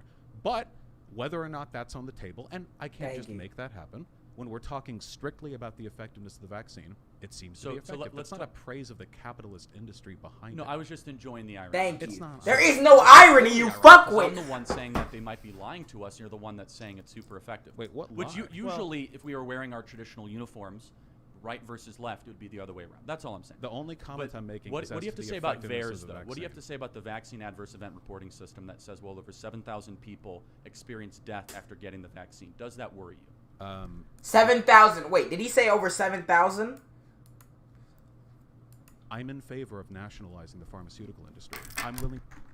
If we were wearing our traditional uniforms, right versus left, it would be the other way around. That's all I'm saying. The only comment I'm making is what do you have to say about VAERS, though? What do you have to say about the vaccine adverse event reporting system that says, well, over 7,000 people experienced death after getting the vaccine? First of all, okay, so because you experienced death after getting a vaccine does not mean that the death was because of the vaccine, first of all. If they stipulated that that's exactly what caused their death in that report that he's talking about, then that's a completely other story. But how many people have been vaccinated? Let's do some digging on this. How many people exactly have been vaccinated? First of all, let me take a little break, check these results. What's going on here? Gap still closing. It definitely is still closing. We're at 16% reporting. All right, we still got a shot here. And it looks like 100% reporting. Nina Turner has won Summit County by the slimmest of margins. So we have one of two counties down. That's a good win for Nina Turner. Thank you. We can breathe a little bit. But first, how many people have been vaccinated? How many Americans have been vaccinated? I put 3 E's. People fully vaccinated, 165 million. All right, let's say 165 million. What is, let me pull out ye old calculator here. Let's see, 7,000 divided by 165 million. 0.0. Oh wait, not we got to multiply that by 100. Do your due diligence. 0.04%. No, 0.004%. So raise the alarms, be all concerned, throw the whole vaccine away, let's not mandate it, it's still experimental, because 0.04% of people who got it died, and I don't even know if what he's specifying says that the vaccine was the cause of death, or contributed to the death in any way. Let's see what VAUSH is going to respond to. He might say something along the lines of what I just said, but that is the dumbest bullshit he could have said in this situation. Charlie Kirk. Does that worry you? The VAERS system is entirely self-reported. I don't think it's generally used. Do you think it's for an underreported metric. or overreported?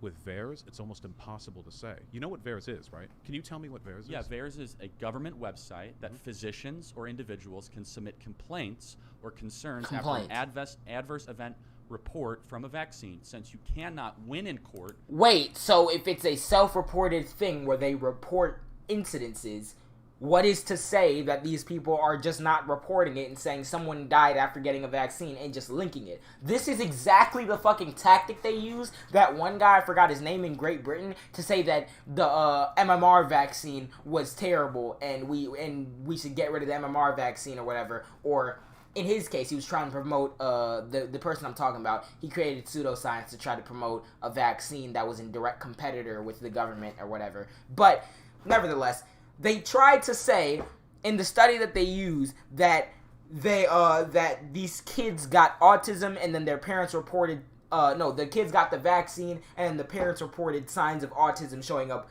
shortly after. You saying that my kid got the vaccine and then a few days later she was showing symptoms of autism does not mean that the vaccine caused the autism. It is a self-report from the parents saying that they think that the vaccine caused it because a few days later they happened to notice autism signs, when autism signs tend to present themselves way beforehand, but they just weren't noticing it. So, saying that because people self-reported that someone died after getting the COVID vaccine does not mean that there's definitive evidence that they died because of the vaccine. Do you get what I'm saying? Because if that was the case, you'd have concrete evidence of that, not just a bunch of complaints from people saying this would happen after this. Just because B happened after A doesn't mean that A caused B. Oh my God. His logic doesn't exist. Against a vaccine production company. Then they go through some process where the government... Andrew Wakefield. Thank you. Andrew Wakefield. Thank you. He's a freaking piece of shit. Some form of remedy if you had an adverse event reaction. Right. That's what VAERS is. And researchers like it because if you take a vaccine or you get some other procedure, any medical drug done, you can report the effects there, and it can be a way of gathering sort of aggregate data concerning the effects of these potential treatments. The problem is researchers don't use this as a bulletproof way of determining the outcome or effect of anything because they're literally just unvetted online submissions. Thank you. Yeah. So I ask you because I want to know, how do you arrive at the conclusion that how many people did you say Well, applied? it's VAERS' own data is 7,000 plus, and most of which, by the way, that anyone can submit. No, I'm asking by the how way, do you most of arrive- which are physicians submitted. Just so you know, these the are total number. Most of the submissions on the VAERS website are done by like family doctors or local physicians. So I'm just asking, what number of adverse event reactions would you say maybe there's something wrong? But I'm asking, 10,000 deaths. How do you know these deaths were caused by vaccines? No, I'm just saying that's what VAERS says, right? No, wait, but that's so not. I need to know this. We don't. You can, so that's VAERS, the question. So wait, is these just people who have died after taking the vaccine? Like they may have died from some medical incident afterwards, and it just gets put up there. This is the question. Usually, a vaccine gets pulled when you have 15 attributable deaths. We have 7,000 that we have to go through. The question is, when do you call timeout and say maybe we should You're not answering mandate the question. it? How do you know that they're from the vaccine? We don't. That's the point. Oh, but okay. you don't either. But the position is, let's mandate experimental medicine. We don't. You can't bring up 7,000 deaths out of the blue and then chastise someone for saying, maybe we should have some sort of mandate for it when you haven't even established. The burden of proof is on Charlie Kirk. The burden of proof is for Charlie Kirk to say, here, this would make, let me help you out real quick. This is what would make Charlie Kirk's argument bulletproof. VAERS has put out something where they say 7,000 people have died after taking the COVID vaccine. Then it was vetted by a study of X amount of doctors going over autopsies and everything, where they concluded that X amount of these 7,000 deaths were directly caused by the vaccine, and X amount of deaths weren't actually done that. Or say even all 7,000 were caused directly by the vaccine. Then that would be a bulletproof argument. What he's saying is that we have a website where it's online user-submitted incidences, and say 7,000 people died after taking the COVID vaccine. Not because of, afterwards. Then VAUSH is like, how do we know that this was because of the vaccine? And he goes, we don't know. But you're trying to say mandated. When we have 15 deaths that are attributed to it, then we have to pull it. But we have 7,000, it's not attributed to anything. You don't know whether or not it's attributed to the vaccine because you're pulling off of a user-submitted thing that said they died after taking it. You didn't say they died because of. So you can't then chastise someone for supporting a mandate when you don't even have the evidence that suggests that these are attributed deaths to the vaccine. So you can't chastise VAUSH for supporting some sort of mandate when you haven't even established any data that says that these deaths were caused because of the vaccine. This is the most... Fam, why does he have a... He's an idiot. He's an idiot, and he just keeps talking. As someone who's on the autism spectrum, vaccines don't cause autism. There's no scientific link between MMR vaccine and the cause for autism. I'm sick and tired of hearing that dumb take. Exactly. Actually, what's happening? If you don't know, then how can you say that medical doctors are the one uploading this information? Well, no, is there any methodology you're looking at we to do determine know these who's deaths actually uploading it. We know that. We know the entries are usually what are the typically. So he's saying that the entries on the entire website are usually from physicians. That means that this 7,000 deaths that they're saying happen are 100% credible, and we need to be concerned about it. Because usually, in the submissions of all the website, it's usually physicians. If I came up to you one day, and I said, you know what? We need to cancel school. Completely. We need to cancel school. We need to stop telling kids they need to go to school. No mandate. They need like get rid of school. And you asked me why I said that. And I told you that this website where parents can go to or where people can go to submit complaints about schools and kids' treatments in schools said that 7,000 incidences of like abuse from teachers have been happening in this school. And you said, well, first of all, 7,000 out of how many kids that go to school, how many millions of kids that go to school every day in this country. But how is that substantiated? How are we making sure that this data set is correct? Well, the website that these things were submitted on, they're usually from principals and higher ups for everything on the website. You know, all of the submissions that have ever been done on the website are usually from some sort of school professional. Therefore, this data set in particular with the 7,000 instances of abuse must mean that these are all from credible people. You'd be like, that's your fucking smoking gun evidence to get rid of school? That's your evidence? That a website that usually has submittants that are usually professionals, that this one data set from there of 7,000 instances that aren't even linked to COVID because they haven't linked it because it's user submitted, that's your evidence to stop mandating it. That's your evidence to get rid of school in my scenario. You'd be like, what the hell are you talking about? What? I can't. Traditionally. How about menstrual cycle disruption, loss of nerve capacity, unable to walk, paralysis, miscarriages, mood changes. Also, you can go through the VAERS database like, oh, that's interesting. Mood changes. What about the death? Let me interject death something. Death is 7,000 plus. That's a serious. How do they know it's from the vaccine? I keep asking you this. You don't. Let me address 2 points, one from each of you, real quick, so we can try and. How do we know it's from the vaccine? It's a difficult question. I would say that if you have a mass vaccination program which gives out 330 million doses or so, and then people start saying, hey, I got the vaccine, then this happened, Theirs isn't here to say it is or isn't. They're here to say, can we find a pattern in this? And I think 7,000 suggests there may be one at the very least. I'm not a scientist, so I can't stress that. I will also say, however, to Charlie, Guillain-Barré syndrome, which I'm probably pronouncing wrong, it's a side effect. I always mispronounce it. Yeah, me too. Guillain-Barré. There you go. Yeah, something like that. My understanding is actually a side effect of many vaccines. Yeah, it is. Yeah. And so totally, that's correct. It could be. Well, so the issue I have is one of the things that VAUSH brought up is that there's been, how many you mentioned, 100 million, 160 million? In the 115, I think it is, million. Who have been fully vaccinated? Fully vaccinated. I think in that ballpark. So Maybe of course, you know, if you have something very different from any other vaccination. If you have 165 million vaccinated people with this particular vaccine, and then you're telling me 7,000 people may or may not have died via a side effect that is caused by multiple vaccines, out of 165 million people from one particular vaccine, that is not then your lane to say, let's not mandate it at all. That is a massive ass leap of logic that is illogical to make at all.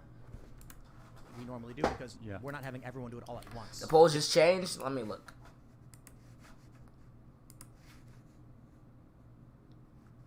$42.5, 51.3, 25% reporting.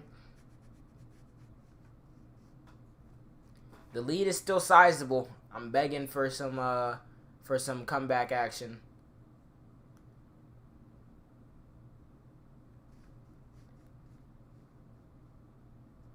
We're fourth the way there. We have to get a wave of votes that are going for Nina, or else it's looking shaky. Still got a long way to go, though. Yeah, and so this is a mass inoculation thing. And so here's why the American system should answer this question easily. When you have any sort of uncertainty or disagreement, yield to rights. So yield to rights. Allow people to say no. Let me just build out the argument, right? So for me, for example, I'm 27. I don't consider COVID to be a largely disproportionate risk to my way of life.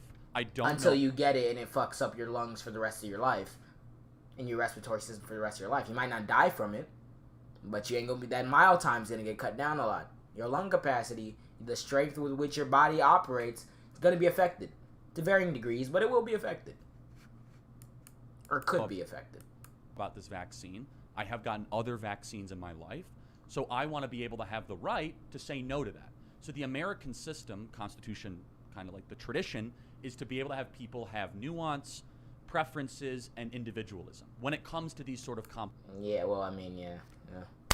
The American system, if that was the case, wouldn't have had slavery, but I digress. Complex issues, not saying you can't go to a restaurant because we want you to take experimental medicine. Right. So a couple of points on that. First of all, if we're speaking to legal rights, the Supreme Court found over a century ago that when it came to vaccinations, this was a special exemption from some people's rights to I will agree with you that the courts are not on my side. 1904 in that one. And there's a reason why. Because, of course, when you choose not to take the vaccine, you contribute to the removal of others' freedoms. See, it's true. You do have a freedom to not or to take a vaccine, but I think other people should have the freedom to not grow up in a world ridden by plague. And with the way this disease, COVID, mutates with time, as all diseases do, inevitably, if it continues to circle the world long enough, and this is an international problem, not just an American one, new strains will develop, which will slowly ebb at the effectiveness of this set of vaccines. So it threatens all of us. May I say one other thing? Yeah, sorry. With all of that being said, just to speak to VARS, VARS is an incredibly effective system for locating and roughly attributing concerns related to the effects of drugs. The problem is that there are several elements to this disease that make it really difficult to pinpoint anything specific. The two of which being A, hundreds of millions of people vaccinated. That is a huge range to pull data from. And B, the propagandist fear campaign about an incredibly effective vaccine process that may lead people to misattribute I just want to get a quick clarification to vaccines. Sorry, but just quick clarification. Are you for mandating the COVID-19 vaccine? The same way we have other vaccines, like school, travel, that kind of stuff. Yeah. So, like, what if someone wanted to go to a restaurant or a supermarket or a movie theater? I think that, we don't have that for other vaccines, right? Like, every time you go to a movie theater, you have a little card. I understand that might be an effective panic measure, but long-term, my goal would be to integrate it into the same revenue of vaccines. I think that's a more reasonable response than some politicians. I'm just going to be honest. People are panicking. No, I think that's a more... People die. Well, yeah. I just want to make sure we weren't having, misunderstanding. No, I think that's more of a reasonable answer. I just just curious, just on the vaccine topic in general, are you concerned by like Dr. Malone coming out, who literally invented the mRNA vaccine and says that there's a dangerous... He has like 6 or 7 set talking points that he can't wait to get off, and he runs through them. Spike protein involved, and he encourages people to think twice before getting it. Does that move you at all? Well, you're free to speak with your doctor when it comes to no, Dr. Malone, just his specific commentary. Specific commentary. The guy who invented this type of vaccine. Well, I'm not a PhD, and I doubt that he was directly involved in the production of these vaccines. No, he literally invented this type of mRNA, vaccine. But with the Johnson & Johnson, Pfizer, the Moderna. But he's very, very aware of the sort of accelerated implementation. He's trying to call time out and tell people this is not like any other vaccine. Does that worry you? His claim is that it involves a spike protein. It was rushed to market. It's going to have side effects. You don't understand it like I did. I invented this, and you got to think twice before mandating it or even taking it if you're under a certain age. Does that bother you? What makes the current retinue of vaccines that we take, the mRNA process, different from other mRNA It doesn't involve the vaccines? spike protein. According to him, the same composition as like the measles, mumps, rubella type vaccine or the chickenpox vaccine. Well, those weren't mRNA. The process wasn't developed back during the MMR vaccine. Totally, but some of them are getting updated for the more mRNA type technology, But right? he wasn't involved in the production of these modern vaccines. How could he possibly have any comment on any of the rigors or tests that were done Because he before? invented this type of vaccine. I'm just saying, does that bother you? Do you think he's just like a fear propagandist and like... No, he may well have concerns, but those are concerns that I would rather have addressed by the scientific community rather than, with respect to you and myself, YouTubers. Well, no, I agree. So, but the question is which scientists, right? So there's a lot of scientists speaking out against this. Dr. Brett Weinstein, Dr. Malone. What right? is Dr. Brett Weinstein's He's an specialty? evolutionary biologist, so he knows a little bit about how not virology. cellular function works. No, you can't go to an evolutionary biologist and be like, he's worried about a vaccine, so fuck the vaccine. No! Virology. That is a completely spurious So let me just, do you trust Fauci more or Dr. Brett Weinstein? It's not about Fauci. It's about Fauci. He's a virologist who's been wrong about everything. It's about the global. Well, hold on. He's smiling with glee here. It's the global medical community in this regard. You mean like the WHO? Like no, I'm not. Hold on. Wait. Put a name behind it. Wait. He's very excited. Interrupt me. Let's. I just want to say it's not just about the WHO. We're talking about. Oh, my camera died. On the part of virtually every country on Earth to get a hold of the vaccines that us Americans are privileged to have. This isn't some like pharmaceutical Dr. Fauci push that wasn't broadly supported by any of the relevant experts in the mRNA field, which is not huge because it's a very new development. Internationally, there is a demand for vaccines. I wanted to add, just based on what you had said, I can pull up Reuters. Their fact check is that vaccines are not, quote, cytotoxic. They go on to mention that Robert Malone, and they show the Brett Weinstein podcast, they show the Post, the FDA was alerted months ago that the spike protein in the COVID vaccines are cytotoxic, toxic to cells. The FDA did nothing. Reuters says this is not true. Now, the issue at hand is trust. Like you mentioned, you said, do you trust Fauci or Weinstein? I don't know if there is a fact-based argument if you have the doctors you trust and the doctors you trust or the organizations you trust. It's a clash of who you believe, to be honest. None of us have the credentials to just come up with these arguments on their own. There will always be bias in who we choose to believe. Put up the volume. However, given the plurality of people seem to support the safety and the effectiveness of the vaccine, and the fact that it doesn't take a virologist to notice that over 500,000 Americans have died of COVID, more than the combined death tolls of every war since World War I combined, including the Second World War in Vietnam. Those are things that I don't need to be a virologist to see. I can see it happening. Can I ask you a question, though? That's pretty bad. One of the issues that's brought up frequently, especially on Twitter, is that many of these COVID deaths died with COVID, as it's brought up, where people would say something like it tends to be people who are over 70 or things like that. Mm-hmm. I'm only bringing that up not to make the argument, but because you said, how would VAERS know if these are actually related to the vaccine? I'd love to respond to that if I may. Yeah, absolutely. So COVID rarely, directly kills you. Like age, it causes a breakdown in other vital functions that then their death can be attributed as such. So, for example, of the many things that people die, it's not really COVID, it's just that COVID blanks their entire system internally, and eventually something fails, something breaks, and they die.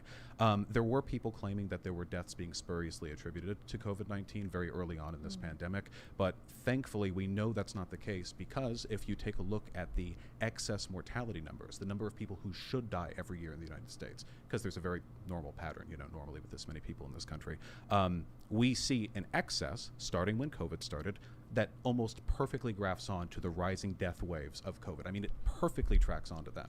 I just want to say for you, Charlie, I think the issue I see here is, for me, I can't trust or distrust. I don't know. I think Brett Weinstein's a very smart guy, and I don't think he's going to lie to me. And these doctors are very smart people.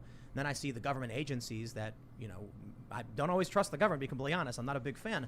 But to believe that there's like a nefarious effort or anything like that, ultimately what it comes down to is, in my opinion, having a trusted medical professional that you can consult with. Well, I totally agree. And I think there could be an argument that if you're over the age of 70, that this vaccine might be a really good idea for you.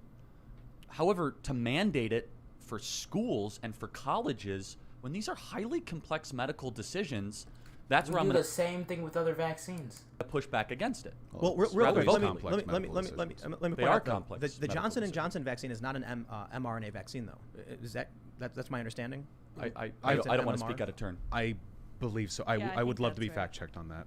I'm not totally sure. My memory is so I guess another question I have: what do you think of alternative type treatments, hydroxychloroquine, ivermectin? Why the push for mass inoculation? Well, because hydroxychloroquine studies have found it largely ineffective. There was, I believe, a French study that stopped when people started dying of heart failure.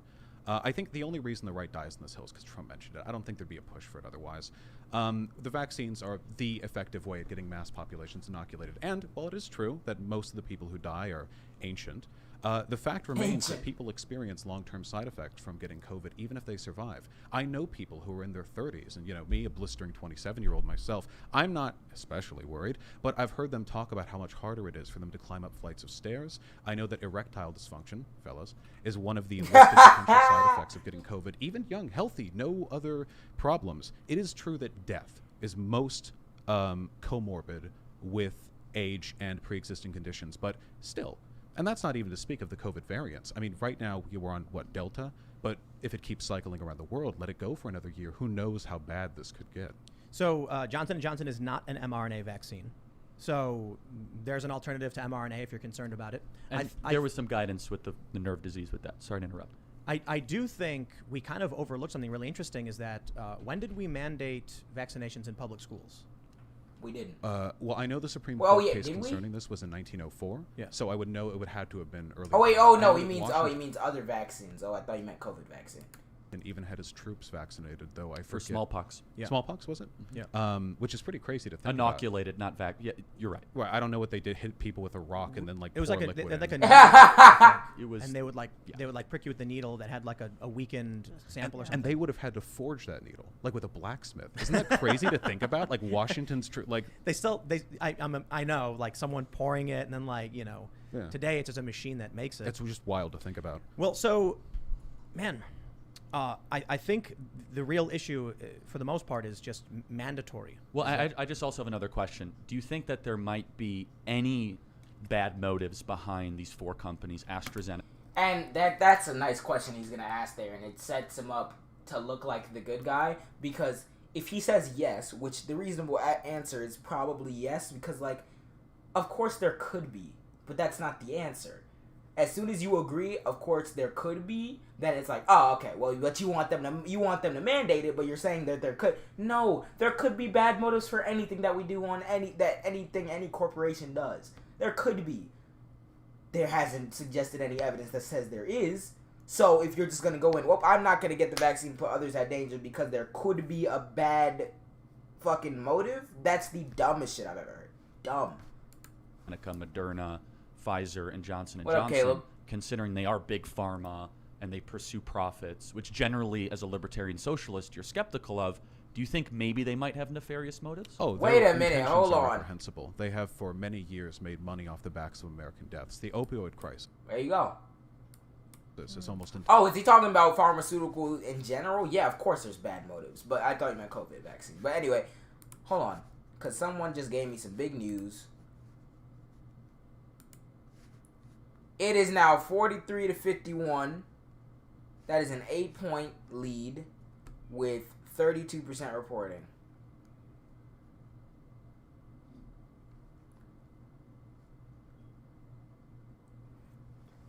If Nina Turner loses this, bro, I don't think you understand how fed up I'm going to be with the Democratic Party. I already want someone to primary Biden in 2024, but this is going to be something else. Entirely attributable to the and the Sackler family. Yeah, I mean, no moral love for these companies. If this could be, and by the way, the mRNA process was developed through public funding. It was, an effort invested in by the collective good, something I'm generally supportive of. When it comes to these companies themselves, and when I say, go get your Pfizer vaccine, whatever, please do not mistake this or anything else that I say for an endorsement of the practices of these companies. It is only through cruel twist of fate and the economic system we live in that they are the ones put in a position to handle this. But it was the workers at those companies, not the CEOs, who did the work. I'm just curious, does that ever make you stop short and say, maybe they're trying to massively inoculate us on a vaccine that might not... guys, I just remembered I have to go, but I'm not going to go right now. I'm going to let them finish what they're going to talk about. I'll probably say like a couple more things, and I got to go. But I appreciate you guys stopping in and watching this with me. Please keep up with this election that's going on. But, let me let them finish this topic, and then I'm going to check in on the election results, probably give a little sign out, then I got to go. I have to go out. So not be as effective to try to pursue profit, not well-being. Does that ever, enter into your It's a consideration. It's a consideration you should take about anything produced by any company that's run for profit, which is everything. Basically every need in American society is tempered by the knowledge that there are people out there who are paid very large salaries to sell it to you. This is the case for everything we do, everything we eat. Every time you run down Main Street, or in my case, I guess, the boulevards in Los Angeles, you're seeing the protracted efforts of a billion-dollar industry to make sure you want things they're selling. Could that be the case for COVID? Undeniably, there was a profit incentive involved. Oh my goodness, I'm sorry. And there was probably a protracted effort on the part of these companies to make sure they were the first, and they probably took every dirty advantage they could get. With the data available, I have to still, much as I would say, hey, I would prefer eating McDonald's food to starvation, I have to say this is probably still something we should be doing. Do you want to do? I don't want to stay. It's been 20 minutes. No, so for sure. Do you want to make a final point? Maybe you would starve instead. I actually think this has been really constructive and not like that, inflammatory. I think that deep down you have this kind of, urge that I'm already there, where maybe they want this thing to go on for another decade to go make another $100 billion, and maybe the cheap drug of hydroxychloroquine or ivermectin might work better than they might think. I don't have that urge. Because I'm not an idiot. Because I'm not a goddamn idiot. It's a topic. I just think it's. So that was a healthy discourse. Can I meet in the middle on that one, on that very last one? Yeah. I do not trust the pharmaceutical industries, though the available evidence does seem to point to the effectiveness of the vaccines. I say this, nationalize the pharma industry. Seriously. It could be used for the collective good, and I would unironically actually trust it more in the hands of our ineffective, bloated government than I would the sociopaths who run it currently. And so I mean that. I'll wrap this up by saying, always talk to your doctor. This is one of the biggest things. Like, YouTube is very strict on this especially, but I genuinely think this is the right answer. If you're watching this, don't assume anyone here is right or wrong. I mean, I'm sure there are people who think Charlie's made a bunch of good points, and you have. Ultimately, it's down between you and your doctor. And I'll stress, for whatever your opinion, Charlie, I understand. Hydroxychloroquine and ivermectin haven't been approved by the FDA, and so that's just another. We're just asking questions whether it works or not. So that's why I think it's really important, because I think there are. I got to be honest. In regards to ivermectin, people have been eating horse paste that they sell. I looked up what the FDA says about it. They say do not do this, and they actually give a very good reason. They say, although people are claiming that if an animal can take it, someone else can. That's not true. There's some things that dogs can't have that humans can. Right. So please talk to your doctor, and I definitely hope we can continue having debates about this stuff, because that was vastly important. I'm really glad you guys were able to have that conversation. I hadn't even heard of the horse paste thing. That's yes. Ivermectin is technically a drug for horses. It's off-label use. Oh. Yeah, it's a dewormer. And so you can go to like Tractor Supply, and they have a sign that says like, "Do not eat this," and please. Any drug for horses will burn a human out from the inside. Those things you've been near. They're titans. They're like. Yeah. So let's talk about the other big topic, critical race theory. Okay, I really want to cover that, but I do have to leave. I'm sorry. This is annoying. I really wanted to cover that part. Actually, hold on. Let me go check this. Let me check this, what's it called, the election, see how we're going. Nope, that's a pop-up.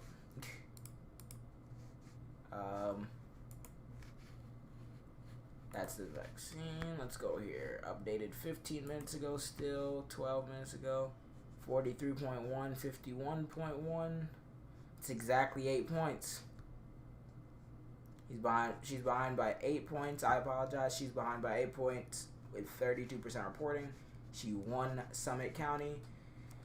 I'm going to keep checking this throughout the night. I might update you guys on my Twitter, but I do have to go. I'm sorry. I really want to continue.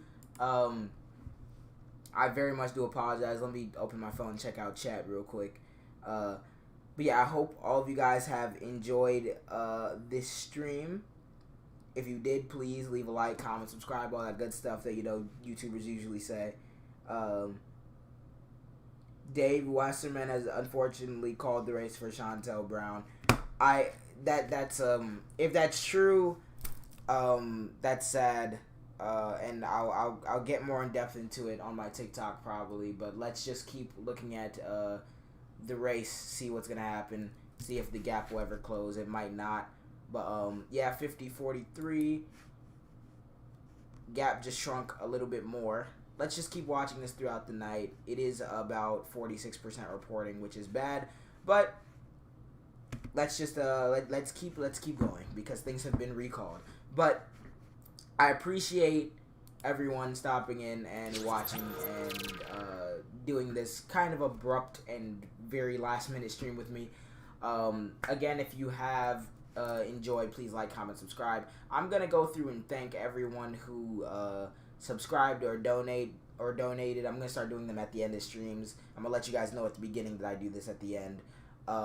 Thank you to Jared Baladares for subscribing. Thank you to Yeast for subscribing. Keldon Robertson, thank you for subscribing.